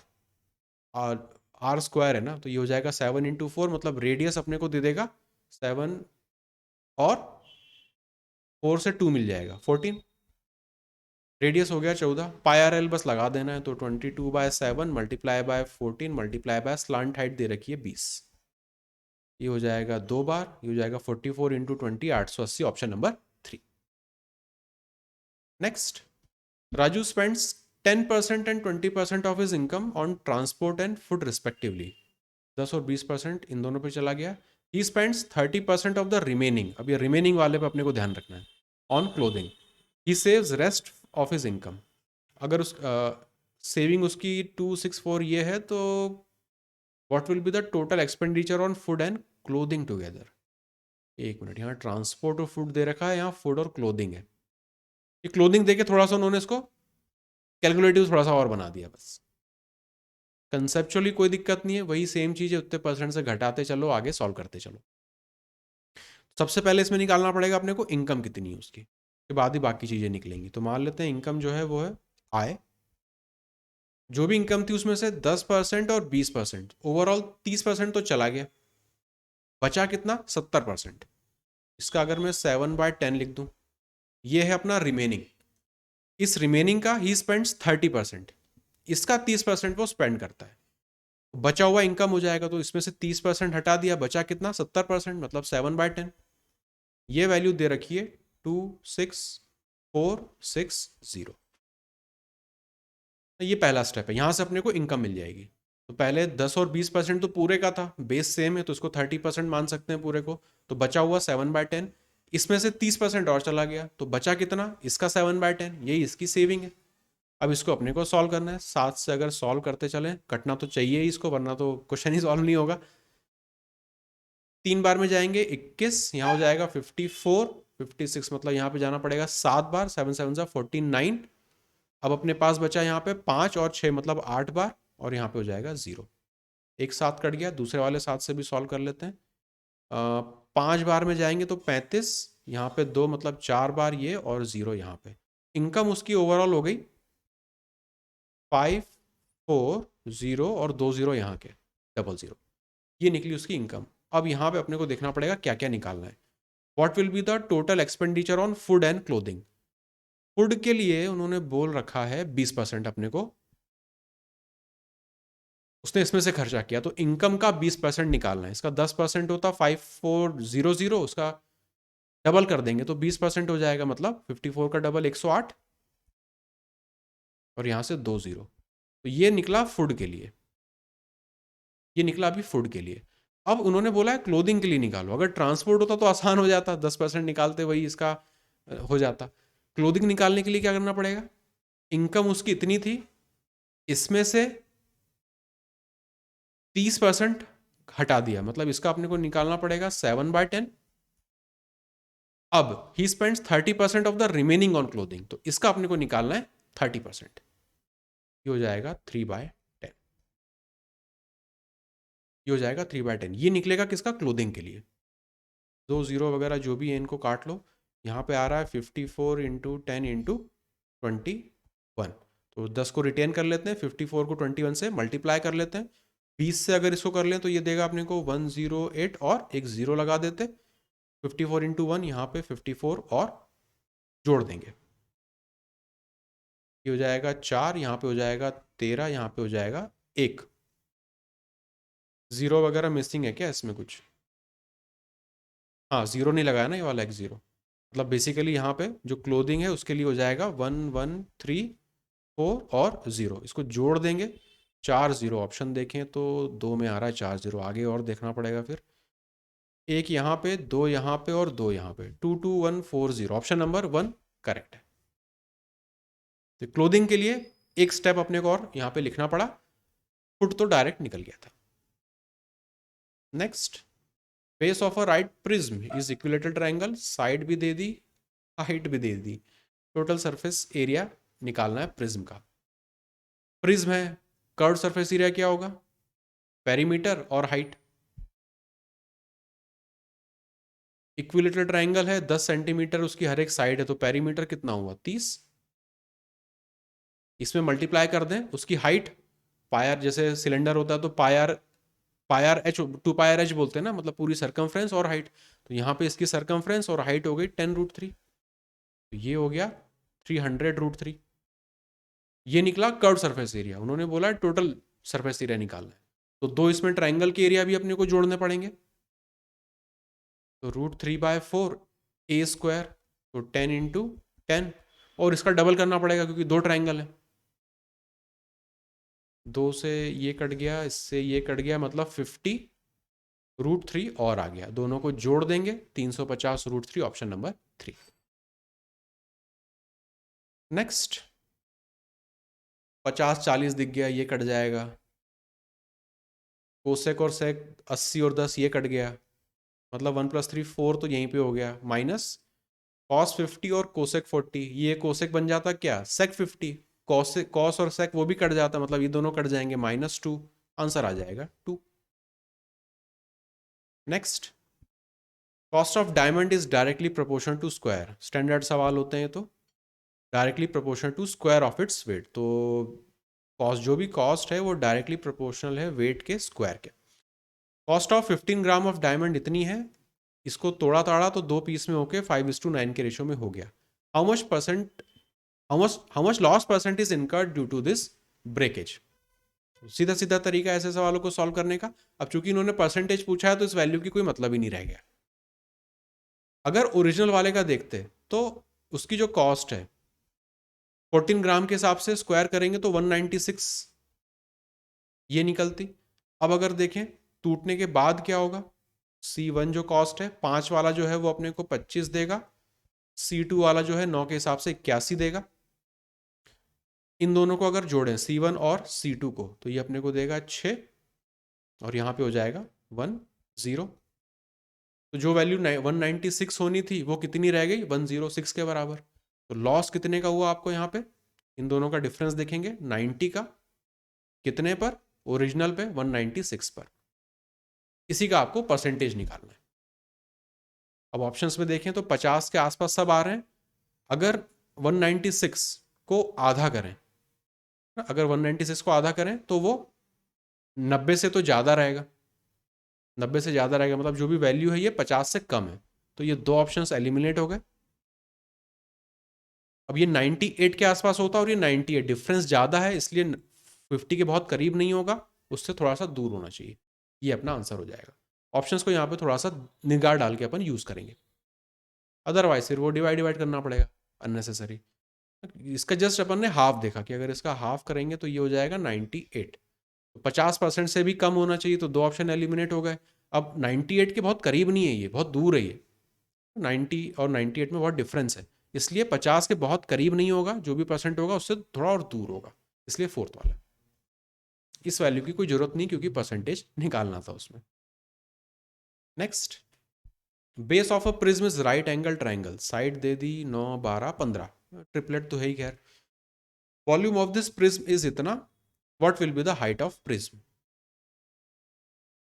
वॉल्यूम दे दिया, साइड सारी दे दी, हाइट निकालना है, सेम चीज करेंगे। वॉल्यूम है 648 बराबर, वॉल्यूम क्या निकलता, जो भी उसका बेस एरिया है मल्टीप्लाई बाय हाइट, तो base area right angle triangle है तो half into base into height कर लेते हैं, ये तो हाइपोटेनस होता तो 9 × 12 होगा, मल्टीप्लाई बाय हाइट, एच ही यहाँ पे अपने को निकालना भी है। 2 से इसको कर लें तो 6 बार हो जाएगा, 6 से इसको काट लें तो 1 बार, 0 बार, और ये हो जाएगा 8 बार, 9 से चला जाएगा ये 12 बार, तो हाइट आ रही है 12, option number 2। Next, what is the sum of all common terms between the given series S1 S2। S1 दे रखा है, S2 दे रखा है, sum of all common terms निकालनी है। क्या लॉजिक यूज कर सकते हैं इसमें,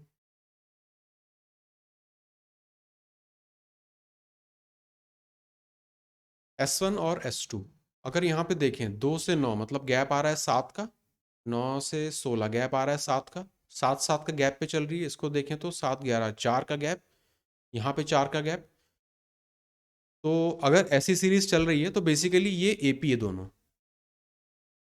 है ना, अरिथमेटिक प्रोग्रेशन चल रहा है दोनों में, इसमें कॉमन डिफरेंस 7-7 का चल रहा है, इसमें कॉमन डिफरेंस 4-4 का चल रहा है। तो सबसे पहले अपने को ये देखना पड़ेगा कि इसमें कॉमन टर्म निकलेगी कौन सी पहली। तो इसको मैं यहाँ पे पहले नीचे लिख लेता हूँ। पहली वाले की बात कर रहे हैं, S1 2 है, 9 है, 16 है, 7 का गैप चल रहा है सब पे, तो इस पे 7 जोड़ेंगे, वो अपने को देगा 23। 23 के आगे 7 पे जाएंगे 29 एंड सो ऑन, इस तरह से चलती रहेगी। नीचे S2 वाली सीरीज को लिखें तो ये है 7, 11, 15, 4-4 के गैप पे चल रही, मतलब अगला नंबर यहाँ पे आएगा 19 और इसका अगला नंबर आएगा 4 जोड़ेंगे तो 23 और अगला जाएंगे तो यहाँ पे हो जाएगा 27 एंड सो ऑन। तो यहाँ पर ये कॉमन आ रहा है। तो जो अब इन दोनों एपी में से जो भी आप कॉमन निकालोगे वो भी तो एक एपी ही बनाएगी। दोनों एपीज में से अगर आपने कॉमन टर्म्स निकाली तो वो भी तो एपी में ही रहेगी ना, क्योंकि दोनों में दिखेगी और ये तो एपी फॉलो कर रहे हैं। मतलब जो हमारी एपी रहेगी, यहाँ पे उसको इस तरह से लिख रहे हैं, जो एपी बनेगी इसमें से जो निकाल के, तो उसका फर्स्ट टर्म है 23। फर्स्ट टर्म है उसका 23। आगे क्या क्या होगा अब वो अपने को देखना पड़ेगा। तो लॉजिक यहाँ पे किस तरह से लगेंगे, यहाँ पे गैप चल रहे हैं 7-7 के, यहाँ पे गैप चल रहे हैं 4-4 के। मतलब ये जो अपनी एपी निकलेगी उसमें गैप कितने का होगा, मतलब उसका कॉमन डिफरेंस कितने का होगा। हाँ, एलसीएम लेंगे दोनों के गैप का, तो 7,4 एलसीएम ये अपने को देगा 28। मतलब 23 में 28 जोड़ूंगा, वो यहाँ पे नया नंबर बनेगा, फिर उस नए नंबर में 28 जोड़ूंगा, फिर वो नया नंबर यहाँ पे बनेगा। इस तरह से ये सीरीज अपनी नई बनेगी जिसका अपने को सम निकालना है। इस एपी में अपने को काम करना है। इस एपी में अपने को ये पता चल गया कि जो फर्स्ट टर्म है ए से रिप्रेजेंट करते हैं वो है 23 और जो कॉमन डिफरेंस है डी वो है 28। अब सवाल ये आता है कि फर्स्ट टर्म मिल गई, कॉमन डिफरेंस मिल गया, सम निकालने के लिए मुझे चाहिए लास्ट टर्म। कितनी टर्म्स है वो तो अपने को यहाँ पे पता होना चाहिए, तो उस हिसाब से निकाल पाएंगे। अब पहली वाली एपी 632 पे खत्म हो रही है, दूसरी 743 में खत्म हो रही है। तो ऑब्वियस सी बात है जो कॉमन एपी निकलेगी उसमें जो वैल्यू रहेगी वो 632 के बराबर या इससे कम ही होगी। अपने को नहीं पता कि 632 के बराबर है कि नहीं, तो यहाँ पे अब चेक कर लेते हैं कि जो भी लास्ट टर्म है, लास्ट टर्म का फॉर्मूला क्या होता है एपी में, first term plus n-1 into D. यहाँ पर मैं उसे लिख रहा हूँ, first term A plus n-1 multiply by D. ये जो भी होगी लास्ट टर्म होगी, ये या तो छोटा होगा या बराबर होगा 632 के। 632 के बराबर और छोटा क्यों लिखा, क्योंकि अपने को नहीं पता कहाँ पे जाएगा वो। अब यहाँ पे जो नई एपी उसके हिसाब से वैल्यूज पुट कर लेंगे। फर्स्ट टर्म है 23 प्लस एन की वैल्यू अपने को निकालनी है, नंबर ऑफ टर्म्स, तो n-1 यहाँ पे लिख लेते हैं। कॉमन डिफरेंस है 28 का, ये छोटा होगा या बराबर होगा 632 के। इनइक्वालिटी आ रही है, इनइक्वालिटी में जो भी करते हैं दोनों तरफ बराबर के ऑपरेशंस करते हैं। तो पहले तो 23 घटा दें दोनों तरफ से, तो n-1 multiply by 28 less than और बराबर, इसमें से 23 अपने को घटाना है, तो वो अपने को कितना देगा, 7 और 2 9, 609 आएगा यहाँ पे, 609। अब यहाँ पे आ रहा है 28 और यहाँ पे आ रहा है 609। ऑब्वियसली बात है डिवाइड तो होगा नहीं, तो यहाँ पे अपने को देखना पड़ेगा, एक रफ फिगर अपने को डिवाइड करके निकालना पड़ेगा इसमें। 609 को अपने को डिवाइड करना पड़ेगा यहाँ पे 28 से, तो दुगुना जा सकते हैं, 56 दे देगा वो अपने को। 4 यहाँ पे है, 9 यहाँ पे आ जाएगा, 2 बार जाएंगे नहीं, एक बार जाएंगे, फिर उसके बाद डेसिमल आने शुरू हो जाएंगे। तो डेसिमल को अभी मैं लिख रहा हूँ .xx ऐसे कुछ लिख रहा हूँ। यहाँ से अपने को मिल गया था n-1 लेस देन और बराबर, यहाँ पे वैल्यू अपनी आई थी 21.xx, इस तरह से कुछ। अब यहाँ -1 है तो दोनों तरफ में +1 कर रहा हूँ, यहाँ साइड में लिख रहा हूँ, तो n की वैल्यू लेस देन और बराबर हो जाएगी, +1 कर देंगे तो 22 point something, 22 point something.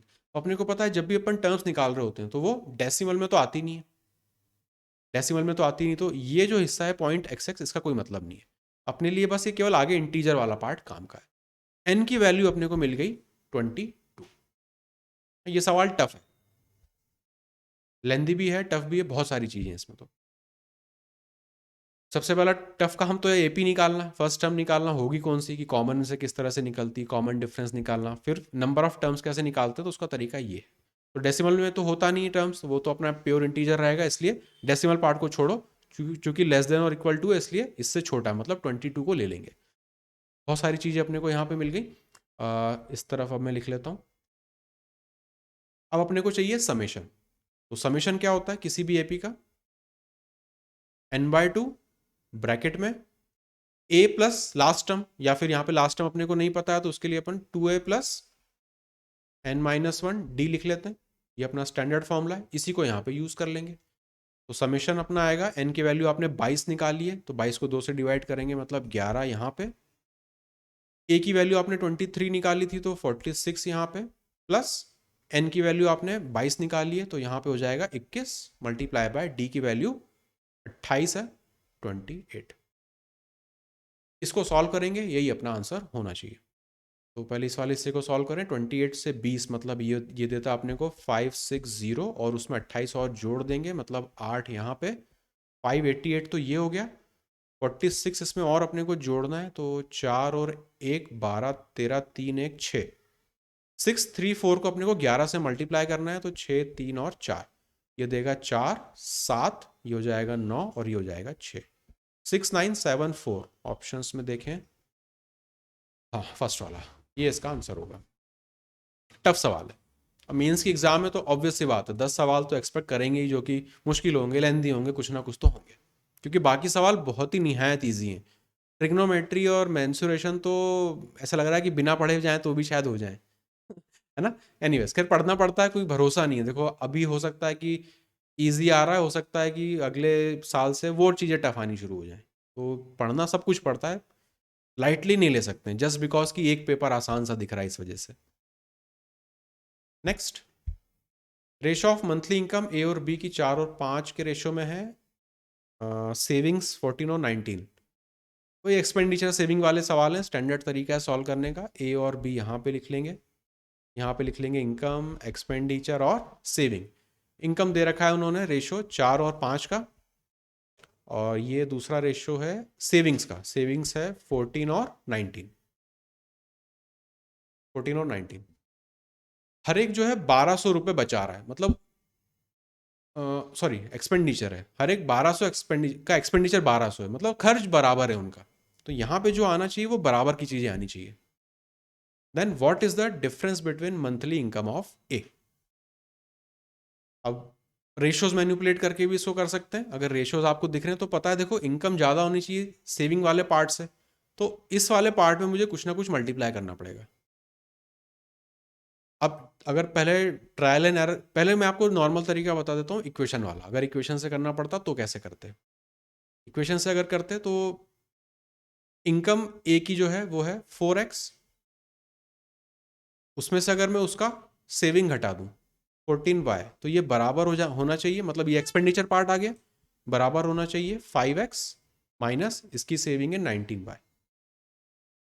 xy लेना पड़ रहा है क्योंकि ये रेशोज हैं, इनको आपस में वरना अपन मिक्स कर देंगे। तो ये अपने को देगा 5y बराबर x, मतलब x वाला जो पार्ट है इसका जो मल्टीप्लायर है वो 5 गुना है। इसका मतलब है यहाँ पे अपने को 5 से मल्टीप्लाई करना है, यहाँ पर भी 5 से मल्टीप्लाई करना है। ये इक्वेशन से भी निकाल सकते हैं, अदरवाइज ट्रायल एंड एरर से भी करते। तो स्टार्ट करते 4 से, क्योंकि 14 से बड़ा चाहिए, 4 4 16, यहाँ 2 का डिफरेंस आता है, यहाँ पे 20 1 का डिफरेंस आता, तो डिफरेंस बराबर चाहिए तो हो नहीं सकता। अगला नेचुरल नंबर 5 ही होता, तो उसको भी अपन यहाँ पे 20 करते, डिफरेंस आता 6 का, यहाँ पे 25 करते 19 से डिफरेंस आता 6 का, बेसिकली यहाँ पे 6 और 6 हो जाएगा। तो अब यहाँ पे एक्सपेंडिचर सेम हो गया, 1200 का वो होना चाहिए था, बस सब कुछ यहाँ पे अपने को मिल गया। 6 की वैल्यू करस्पॉन्ड करती है 1200 को, 1 की वैल्यू करस्पॉन्ड करेगी 200 को। अपने को निकालना है डिफरेंस बिटवीन मंथली इनकम, तो 20 और 25, 5 की वैल्यू किसको करस्पॉन्ड करेगी, 1000, ऑप्शन नंबर। आगे चलें। Ratio of 3 sides of triangle 5 13 12, ये तो ट्रिपलेट है। What is the largest angle of the triangle. Triplet के अंदर लार्जेस्ट एंगल क्या होता है, 90 डिग्री होता है, स्ट्रेट फॉरवर्ड। नेक्स्ट 37, लंबा चौड़ा कैलकुलेशन दिख रहा है ऑप्शन देख के। 99 whole 11 by 99 and so on. ऐसा सवाल आ रहा है तो एक बात तो क्लियर दिखनी चाहिए कि ये सीरीज बेस्ड सवाल होते हैं ना, कुछ इनमें लॉजिक चल रहा होता है। वो ये नहीं चाहते कि आप 99 से 99 मल्टीप्लाई करके 11 जोड़ो, ये सब कुछ जोड़ो, इस तरह से ये सॉल्व नहीं होते। बेसिक नॉलेज ये है कि जब भी कोई फ्रैक्शन, जब भी मिक्स्ड फ्रैक्शन अपन लिखते हैं, जैसे कि अगर मैं लिख रहा हूँ 2 1/2, इसको मैं लिख सकता हूँ 2 + 1/2। यही लॉजिक हम यहाँ पे लगा रहे होंगे। तो अपने को पता है ये 99 11/99 है एंड सो ऑन है, तो 99 + 11/99, 99 + 13/99, इस तरह से मैं उसको तोड़ के लिख सकता हूँ। अब टोटल कितने इसमें टर्म्स है इस सीरीज में, सबसे पहले वो अपने को निकालना है। वो अपने को कहाँ से मिल सकते हैं कि 11 13 15 दो दो के गैप से चल रहे हो आप 67 तक, मतलब 67 last term minus first term, मतलब यहाँ पे 11 डिवाइड कर दें इसको अगर अपन 2 से, और लोअर टर्म लोअर बाउंड आप ले रहे हो तो +1 करना पड़ेगा।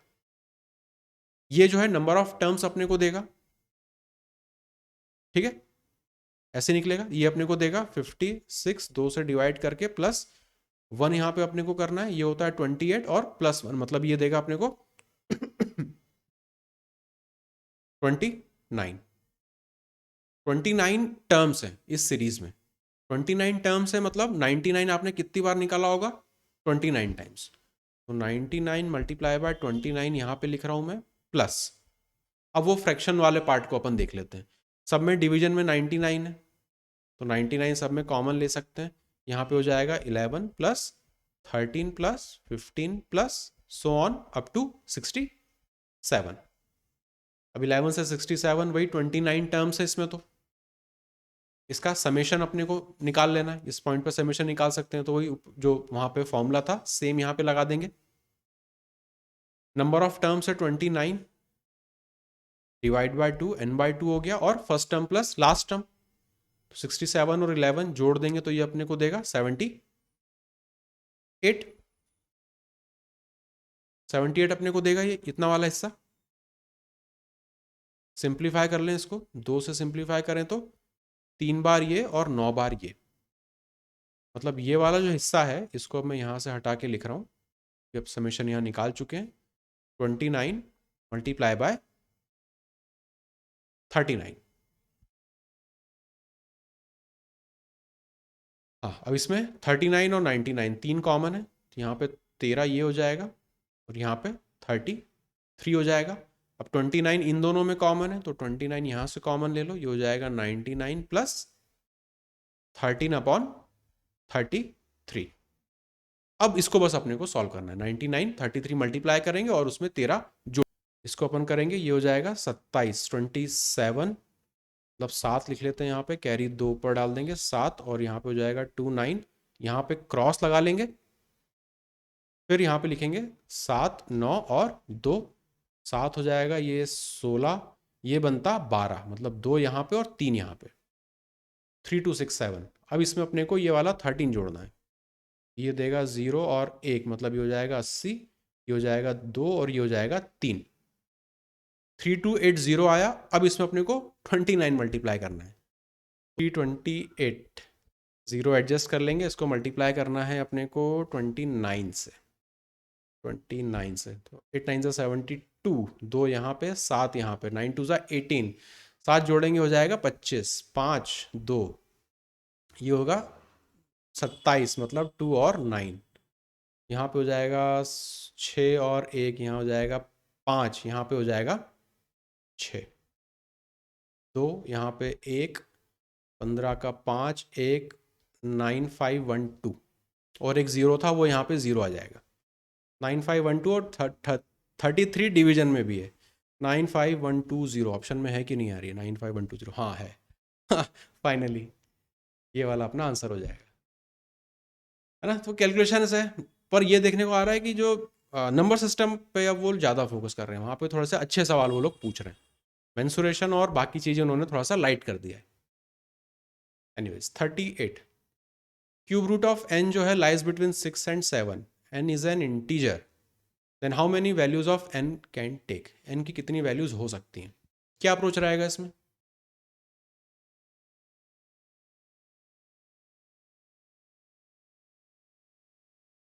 हाँ, देखो इसमें इस तरह से अपन देख सकते हैं, बिटवीन 6 एंड 7 वैल्यू आनी चाहिए, बिटवीन 6 एंड 7, मतलब जो भी यहाँ पे n आप इंटीजर रखोगे। अब क्यूब रूट है इसका, मतलब अगर मैं मान के चलूँ टर्मिनल पॉइंट 6 का अगर मैं क्यूब निकालूँ तो वो देगा कितना 216। 7 का अगर मैं क्यूब निकालूँ ये मुझे देगा 343। तो जो भी नंबर्स आएंगे वो इनके बीच में होने चाहिए। इनके बीच वाले नंबर्स का अगर मैं क्यूब रूट लूंगा तो वो इसके बीच में मुझे नंबर देंगे ना। जस्ट उल्टा अपन ने यहाँ पे सोच लिया। ऐसे तो कोई नंबर अपन डिसाइड कर नहीं सकते कि किसका क्यूब रूट किसके अंदर देगा, तो उल्टा करके देखो कि अच्छा 6 और 7 के बीच में चाहिए ना, तो 6 का क्यूब निकाला, 7 का क्यूब निकाला। अब इन दोनों नंबर्स के बीच में जो भी नंबर्स होंगे उनका क्यूब रूट निकालोगे तो वो 6 और 7 के बीच में वैल्यू देगा। बस ये अब अपने को निकाल लेना है। इन दोनों के बीच की वैल्यू निकालनी, मतलब इनके बीच में जितने भी आएंगे वो। तो जो स्टार्टिंग रहेगी वो रहेगी 217 से अप टू कहाँ तक जाएंगे 342 तक। तो नंबर बस अपने को इसमें काउंट कर लेना है। तो वो हो जाएगा कितना 342 में से 217 आप घटा दोगे और +1 करोगे, क्योंकि इनिशियल वाली वैल्यू आप इसमें इंक्लूड कर रहे हो। तो पहले माइनस कर लेते हैं। ये हो जाएगा यहाँ पे 5, 3 होता तो यहाँ पे 2 होगा, अब यहाँ पे होगा 125 और उसमें एक और आप जोड़ोगे तो 126 होना चाहिए। ऑप्शन नंबर 1 ये अपना आंसर हो जाएगा। नेक्स्ट, एबीसी इक्विलेटरल ट्रायंगल है, 12 सेंटीमीटर साइड है, length of radius of circle inscribed in it, अंदर जो सर्कल छोटा वाला बनेगा उसके रेडियस निकालना है। एक सवाल में उन्होंने सर्कम रेडियस पूछा था, यहाँ पे इन रेडियस पूछ लिया है। साइड दे दी 12, तो जो हाइट है वो कितनी होती, √3/2 मल्टीप्लाई बाय 12। इसका 1/3 निकाल लेंगे, वही इसका आंसर हो जाएगा। 6 और 2 से कट जाएगा, मतलब 2√3। ऑप्शन नंबर 2 यहाँ पे सही है। आसान सवाल था ये तो। Next, Vinay and Mahesh are 250 metre apart. दोनों they are moving towards each other, एक तरफ एक दूसरे की तरफ चल रहे हैं। स्पीड दे रखी है 36 और 54। अब ये मीटर है ये किलोमीटर है, तो चेंज करना पड़ेगा। कितने टाइम बाद मिलेंगे स्ट्रेट फॉरवर्ड सवाल है तो। 250 टोटल डिस्टेंस है, कितनी स्पीड से कवर करेंगे, एक दोनों एक तरफ चल रहे हैं तो स्पीड दोनों की ऐड हो जाएगी। मतलब 60 और 30 90। ये किलोमीटर पर आवर में, इसको मीटर पर सेकंड में कन्वर्ट करना पड़ेगा। तो मल्टीप्लाई करेंगे 5/18 से, 18 ऊपर चला जाएगा यहाँ पे। ठीक है, 5 से ये हो जाएगा 5 और 0 बार, 18 से ये जाएगा 5 बार, 5 से ये हो जाएगा 10 बार। 10 सेकंड इसका आंसर है। नेक्स्ट, वॉल्यूम ऑफ क्यूबॉइड 4800 दे रखी है। अगर हाइट 20 सेंटीमीटर है तो एरिया ऑफ बेस निकालना है क्यूबॉइड का वॉल्यूम क्या होता है, length into breadth into height. Height दे दी है, हाइट से इसको डिवाइड कर देंगे, मतलब 20 से डिवाइड कर देंगे, वही अपना आंसर होगा। एक 0 चला जाएगा, ये 240 हो जाएगा। Option number 3। ये तो सब वर्बली हो गए। नेक्स्ट, हाइट ऑफ सिलेंडर 45 है, सरकमफ्रेंस उसका 132 है। कर्व सरफेस एरिया निकालना है। कर्व सरफेस एरिया क्या होता है, सरकमफ्रेंस मल्टीप्लाई बाय हाइट। तो बेसिकली इन दोनों को बस मल्टीप्लाई करना है। इसमें 10 0 आना चाहिए, सभी में आ रहा है तो मल्टीप्लाई ही करना पड़ेगा। 132 मल्टीप्लाई बाय 45, यही इसका आंसर हो जाएगा।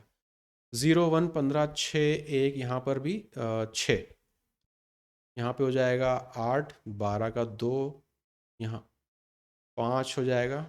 40 आ रहा है, हाँ 0 यहाँ पे 4 और 1, मतलब यहाँ पे हो जाता 8 9 और यहाँ पे हो जाएगा 5, 5940। Option number 1।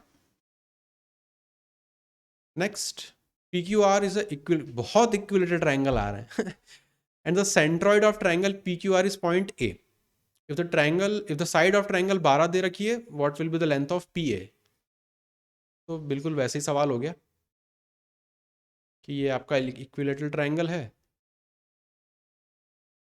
अगर इसको ए PQR है ना, PQR नाम है, PQR दे रखा है। ये आपका सेंट्रॉइड है। बेसिकली ये वाला ये जो लेंथ होगी ये इसकी सरकम रेडियस होगी, वही निकालना है। तो यहाँ से क्या निकाल सकते हैं, √3/2 मल्टीप्लाई बाय 12। ये तो उसकी हाइट हो जाएगी, इसका 2/3 निकाल लेंगे। ये सब कट के 4√3। Option number 4। नेक्स्ट, एबीसी ने बिजनेस स्टार्ट किया, इन्वेस्ट किया इतने इतने रुपए। After 3 months C left the business, 7 महीने के बाद, नहीं, after 3 months C left the business, 7 months after C left the business B also left. अच्छा, इसमें वैल्यू में कोई चेंज नहीं आ रहा, बस वो छोड़ छोड़ के जा रहे हैं। तो ठीक है, वही रेशो तो ए बी सी का ही निकालना है। अपने को पता है जितने भी जीरो लगे इनका कोई मतलब नहीं है, तो इनमें अपन ज़्यादा बहुत ज़्यादा परेशान नहीं होंगे। 1 2 3 4, चार चार जीरो सबके अपन हटा सकते हैं। ए के लिए यहाँ पे लिख देंगे 10, बी के लिए लिख लेंगे 4 जीरो हट गए तो 14, 4 जीरो यहाँ से हट गया तो ये हो जाएगा 20। अब देख लेते हैं, after 3 months C left the business, तो सी रहा 3 महीने के लिए। 7 months after C left B also left, तो 3 के बाद 7, मतलब 10 महीने तक बी रहा था। और ए भाई साहब का क्या हुआ, ए पूरे टाइम तक रहा, और एंड ऑफ द ईयर मतलब यहाँ पे 12 हो जाएगा। ये इनका रेशो हो जाएगा। ज़ीरो वगैरह तो यहाँ से कट रहा है, और 2 से और काट सकते हैं, मतलब ये 6 हो जाएगा, ये 7 हो जाएगा, ये 3 हो जाएगा। 6 7 3 का इनका रेशो हो जाएगा, जो प्रॉफिट इनके बीच में डिस्ट्रीब्यूट होगा। सी को जो है 1155 मिलता है, सी की वैल्यू मतलब 3 की वैल्यू दे रखी है 1155, और ए और बी का टोटल शेयर इनका हो जाएगा 13, 13 की वैल्यू निकालनी है। 1155 यूनिटरी मेथड लग गया यहाँ पे, तो 3 मल्टीप्लाई बाय 13 यहाँ पर हो जाएगा। 5 और 5 12, 3 से डेफिनेटली कटेगा। 3 बार जाएंगे, यहाँ पे होगा 25, 8 बार जाएंगे और यहाँ पे हो जाएगा 5 बार। तो इसको मल्टीप्लाई करें, 10 से पहले कर लेते हैं तो 385 ये हो जाएगा ज़ीरो के साथ। अब 3 से मल्टीप्लाई कर लेते हैं तो 15, और 24 मतलब 5 2, और 3 3 9 मतलब 11, 5 0 1 0 1 यहाँ पे और 5 यहाँ पे, 5005। ऑप्शन नंबर थर्ड यहाँ पे सही है। पार्टनरशिप का ये तो आसान था। Next, length of train 330 metre है, it is moving at a speed of 72 kilometre per hour. ये मीटर में है या किलोमीटर में? कितना टाइम लगेगा उसको 710 मीटर के प्लेटफॉर्म को क्रॉस करने में? टाइम स्पीड डिस्टेंस का बहुत बेसिक सवाल हो गया ये तो। दोनों लेंथ को जोड़ना पड़ेगा, वो टोटल डिस्टेंस कवर होगा। तो ये हो जाएगा 40 यहाँ पे और 10 यहाँ पे, तो 1040। ये मीटर में है, स्पीड की तो 72 रहने वाली है, लेकिन ये किलोमीटर पर आवर में है, तो 5/18 से मल्टीप्लाई कर लेते हैं, 18 ऊपर चला जाएगा। ये अपना आंसर आएगा सेकंड्स में, ये भी सारा सेकंड्स में दिया हुआ है। 18 से ये कितनी बार जाता है, 4 बार जाता है। 5 से सिंप्लीफाई कर लें इसको, तो ये हो जाएगा 2 बार, 0 बार, और ये हो जाएगा 8 बार। 4 से सिंप्लीफाई कर लें, ये हो जाएगा 5 और 2 बार, 52। ऑप्शन नंबर 4 करेक्ट है। Next, value of sine 60, sine 45, cos 45, सबकी वैल्यू पता है, जस्ट लिख लेना है इसमें। तो 5 मल्टीप्लाई बाय 3/4 हो जाएगा, प्लस 1/√2 मतलब ये 7/2 हो जाएगा, प्लस ये भी 1/2, 8/2 हो जाएगा। तो 15/4 प्लस को जोड़ लें तो 15/2 यहाँ पर है। इसको लिख सकते हैं कितना, अगर मैं इसको 30/4 लिख लूँ, वो सेम हो जाएगा। 30/4 लिख लेंगे, ये हो जाएगा 45/4। Option number 3। Next, ABC isosceles right angle triangle है। आइसोसेलेस राइट एंगल ट्रायंगल है, ये 90 डिग्री दिया है और ये सब कुछ दिया हुआ है। डायग्राम यहाँ पे बना लेता हूँ मैं तब तक।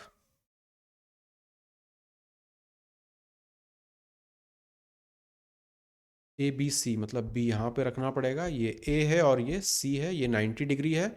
ए बी की लेंथ 12 दे रखी है। What is the ratio of radius of circle inscribed in it and the radius of circle circumscribing? तो इन सर्कल मतलब इन रेडियस और सर्कम रेडियस का यहाँ पे अपने को रेशियो चाहिए। तो राइट एंगल ट्रायंगल में डायरेक्ट फॉर्मूले यूज करेंगे। एक तो आइसोसेलेस दे रखा है, तो ये 12 है, तो ये भी 12 होगा। हाइपोटेनस कितनी हो जाएगी, 12√2। तो सारी साइड अपने को पता चल गई। अब बोला है कि ratio of radius of circle inscribe मतलब इन सर्कल। राइट एंगल ट्रायंगल में इन इन सर्कल के रेडियस का फॉर्मूला क्या होता है?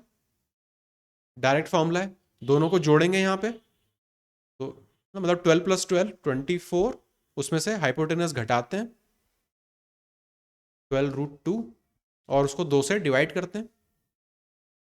12√2 उसको 2 से डिवाइड करते हैं, यही अपना फॉर्मूला है। और कैपिटल आर का क्या निकलेगा? हाइपोटेनस का आधा, वो होता है सर्कम रेडियस, तो वो हो जाएगा 6√2। 2 से सिंप्लीफाई हो जाएगा, ये हो जाएगा 12, ये हो जाएगा 6। अब अपने को रेडियस रेशो किसका किससे चाहिए? इन रेडियस का सर्कम रेडियस से चाहिए, तो ये हो जाएगा, यहाँ पे अलग कलर से लिख लेते हैं। 12 - 6√2 का रेशो चाहिए 6√2 से। 6 से ये कट जाएगा एक बार, ये हो जाएगा 2 बार, मतलब 2 - √2 इज टू, यहाँ पे आ रहा है √2। और ऑप्शन में देखें सिंप्लीफाई करना है क्या, 6 तो नहीं आएगा, ये आ रहा है 2 - √2 इज टू √2। ठीक है, यही वाला अपना आंसर हो जाएगा। ये फॉर्मूले पता होने चाहिए, ये इंपॉर्टेंट है दोनों। Next, Rohit income is 32,000 if his expense is 30% of total income, what will be the saving of Rohit? 30% expense है तो 70% सेविंग हो जाएगा। 3 2 1 2 3 मल्टीप्लाई बाय इसका 70% निकालना है 7/10, ये सब यहाँ पे कट गया, 2 जीरो तो रहेंगे, 7 2 14 1 और 21 मतलब 22, 22400, option number 2। Next, Vipul and Manish invested a sum of 15 and 20,000 at the rate of 20% and 30% per annum, compounding annually. If time period is 3, then what will be the total compound interest earned? Compound interest निकालना है दोनों कितना कमाएंगे। ये बढ़िया सवाल है, कैसे करेंगे इसको?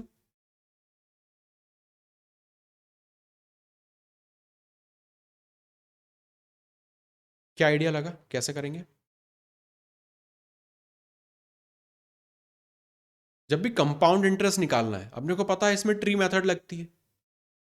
ट्री मेथड के डायरेक्ट रिजल्ट हम लोगों ने देखे हुए थे कि अगर 2 साल होता है, जैसे 2 साल होता है तो 1 2 1 लिखते हैं, 3 साल होता है तो 1 3 3 1 लिखते हैं। और कंपाउंड इंटरेस्ट किससे निकलता है? इनसे निकलता है कि 15 का 30% 3 बार निकलेगा, उसका 30% 3 बार होगा और उसका 30% एक बार आएगा ना। वो अगर क्लास याद हो तो वहां पे अपन ने ट्री बनाए थे और ये डायरेक्ट रिजल्ट निकाले थे। अगर 2 साल का कंपाउंड इंटरेस्ट निकालना है तो इस तरह से निकलेगा। सॉल्व करके दिखा देता हूं मैं क्या बोल रहा हूं। पहले वाले केस की बात करें, 15,000 है, 20% रेट है, 20% का मतलब होता है 1/5 बेसिकली।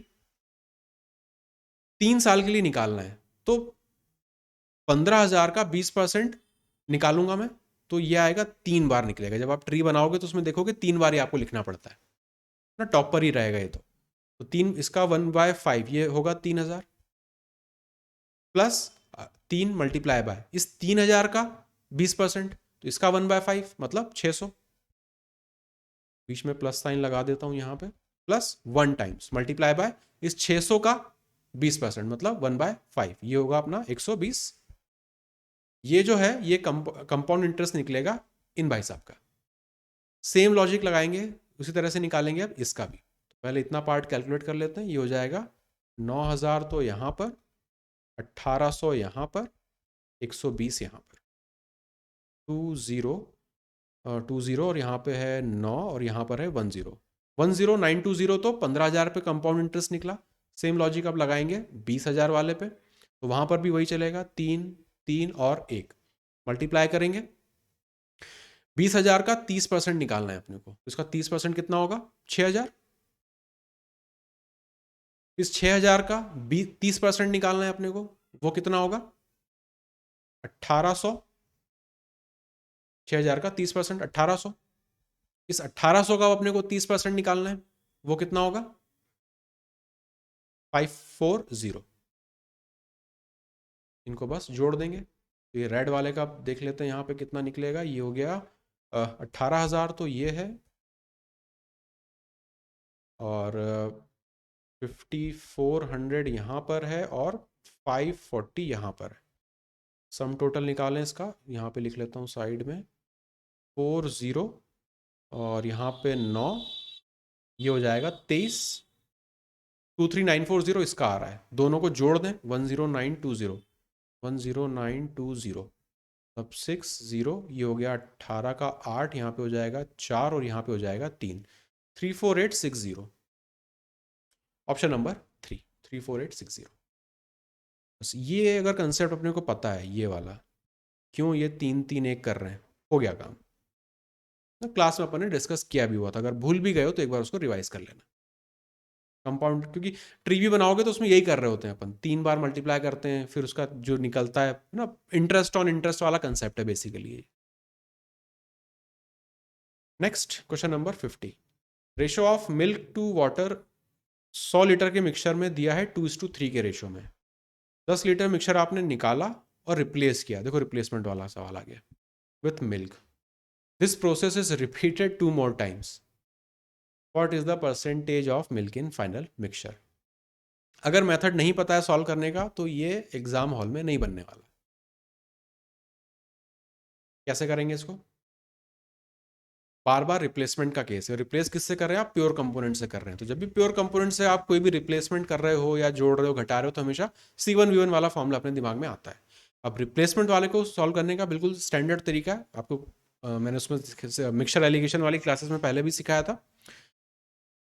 आप इसमें पूरा मिक्सचर निकाल के रिप्लेस किससे कर रहे हो, मिल्क से कर रहे हो, बार बार आप मिल्क से रिप्लेस कर रहे हो। तो नॉन चेंजिंग कंपोनेंट कौन है, वाटर। तो वाटर का मैं कंसंट्रेशन यहां से क्या बताऊं, वाटर का कंसंट्रेशन हो जाएगा 3/5, ये वाटर का कंसंट्रेशन है। अब मैं यहाँ पे मल्टीप्लाई करूंगा वॉल्यूम में जो भी चेंज आ रहा हूँ, तो पहले साइड में लिख देता हूँ वो वॉल्यूम के चेंज कैसे निकालते हैं। इनिशियल है 100 लीटर, इस 100 लीटर में से आपने 10 लीटर हटा दिया तो ये हो गया 90 -10, फिर आपने इस 90 में 10 लीटर दूध जोड़ दिया तो ये वापस हो जाएगा 100 +10। फिर आप इस प्रोसेस को रिपीट करोगे, इसमें से फिर 10 घटाओगे 90 हो जाएगा, फिर 10 जोड़ोगे 100 हो जाएगा, फिर 10 घटाओगे 90 हो जाएगा, फिर 10 जोड़ोगे 100 हो जाएगा। तो ये जो है ये अपने वॉल्यूम के रेशो निकल जाते हैं। पहले वाले को छोड़ देना होता है, एक रेशो ये, दूसरा रेशो ये, तीसरा रेशो ये, इसी को बस यहाँ पे 3 बार अपने को मल्टीप्लाई कर देना है। तो ये हो जाएगा 90/100 मतलब 9/10, मल्टीप्लाई बाय 9/10, मल्टीप्लाई बाय 9/10। ये क्या निकलेगा, कॉन्सेंट्रेशन ऑफ वाटर। ये आपने वाटर के लिए निकाला था ना, उसमें आप बस वॉल्यूम एडजस्ट कर रहे हो तो ये कॉन्सेंट्रेशन ऑफ वाटर निकलेगा। पूछा क्या उन्होंने, percentage of milk, percentage of milk निकालना है। तो अगर मैं ये बोलूं कि कोई एक मिक्सचर है, कोई दूसरा कोई मिक्सचर है, उसमें मिल्क का जो कॉन्सेंट्रेशन है वो 2/3 है, तो वाटर का कितना होगा 1/3, दोनों का डिफरेंस आप लेते हो 1 और ये बेस तो एज इट इज रहता है। सेम लॉजिक हम यहाँ पर भी लगा देंगे कि अगर मुझे वाटर का पता है तो उससे मुझे मिल्क का मिल जाएगा, कॉन्सेंट्रेशन को माइनस करके बेस वही रखूंगा मैं। अब बात आ जाती है इसको सॉल्व करने की, और ये तो अपने को पता है 729 है, यहाँ 5 आ रहा है, तो एक काम करते हैं इसको 2 से मल्टीप्लाई कर देते हैं ऊपर नीचे। तो 729 को आप बेसिकली 6 से मल्टीप्लाई कर रहे होगे, 6 9 54, 4 यहाँ पे, 5 यहाँ पे, ये हो जाएगा 12 और 7 मतलब 17, 5 मतलब 17, कैरी जाएगा यहाँ पे 6 9 42, 43, ये अपने को देगा 4374 डिवाइडेड बाय 1 2 3 और एक चौथा जीरो यहाँ से। ये क्या निकला अपना, कॉन्सेंट्रेशन ऑफ वाटर। बस अब यहाँ से अपने को चाहिए कॉन्सेंट्रेशन ऑफ मिल्क, तो सेम लॉजिक लगा देंगे, माइनस वाला, यहाँ जीरोस में गड़बड़ हो रही है, एक जीरो और लगेगा ना, तो बस वही चीज़ करेंगे, 10,000 में से आप माइनस कर लोगे 4374 को, ये अपने को देगा यहाँ पे 6, 9 हो जाता तो 2, यहाँ पे देगा अपने को 9 में से 3 मतलब 6, ये हो जाएगा 5। तो कॉन्सेंट्रेशन ऑफ मिल्क हो जाएगा 5626 डिवाइडेड बाय, ये तो टोटल वॉल्यूम है 10,000।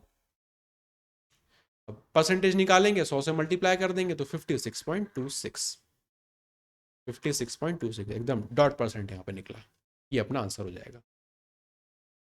इस सवाल को सॉल्व करने का सबसे आसान और सबसे तेज तरीका यही है। इसके अलावा कुछ भी करेंगे तो बहुत दिक्कत आने वाली है। पर उसके लिए अपने को मेथड सीखना पड़ता है, तो ये मेथड अपने लिए इंपॉर्टेंट है। तो जो क्लास थी, अगर भूल गए हो तो एक बार रिवाइज कर लेना उसको। रिप्लेसमेंट के केसेस बार बार होते हैं, तो किस तरह से हम उसको सॉल्व करते हैं। क्वेश्चन नंबर 50 हो गया, बाकी के 50 अब कल सॉल्व कर लेंगे।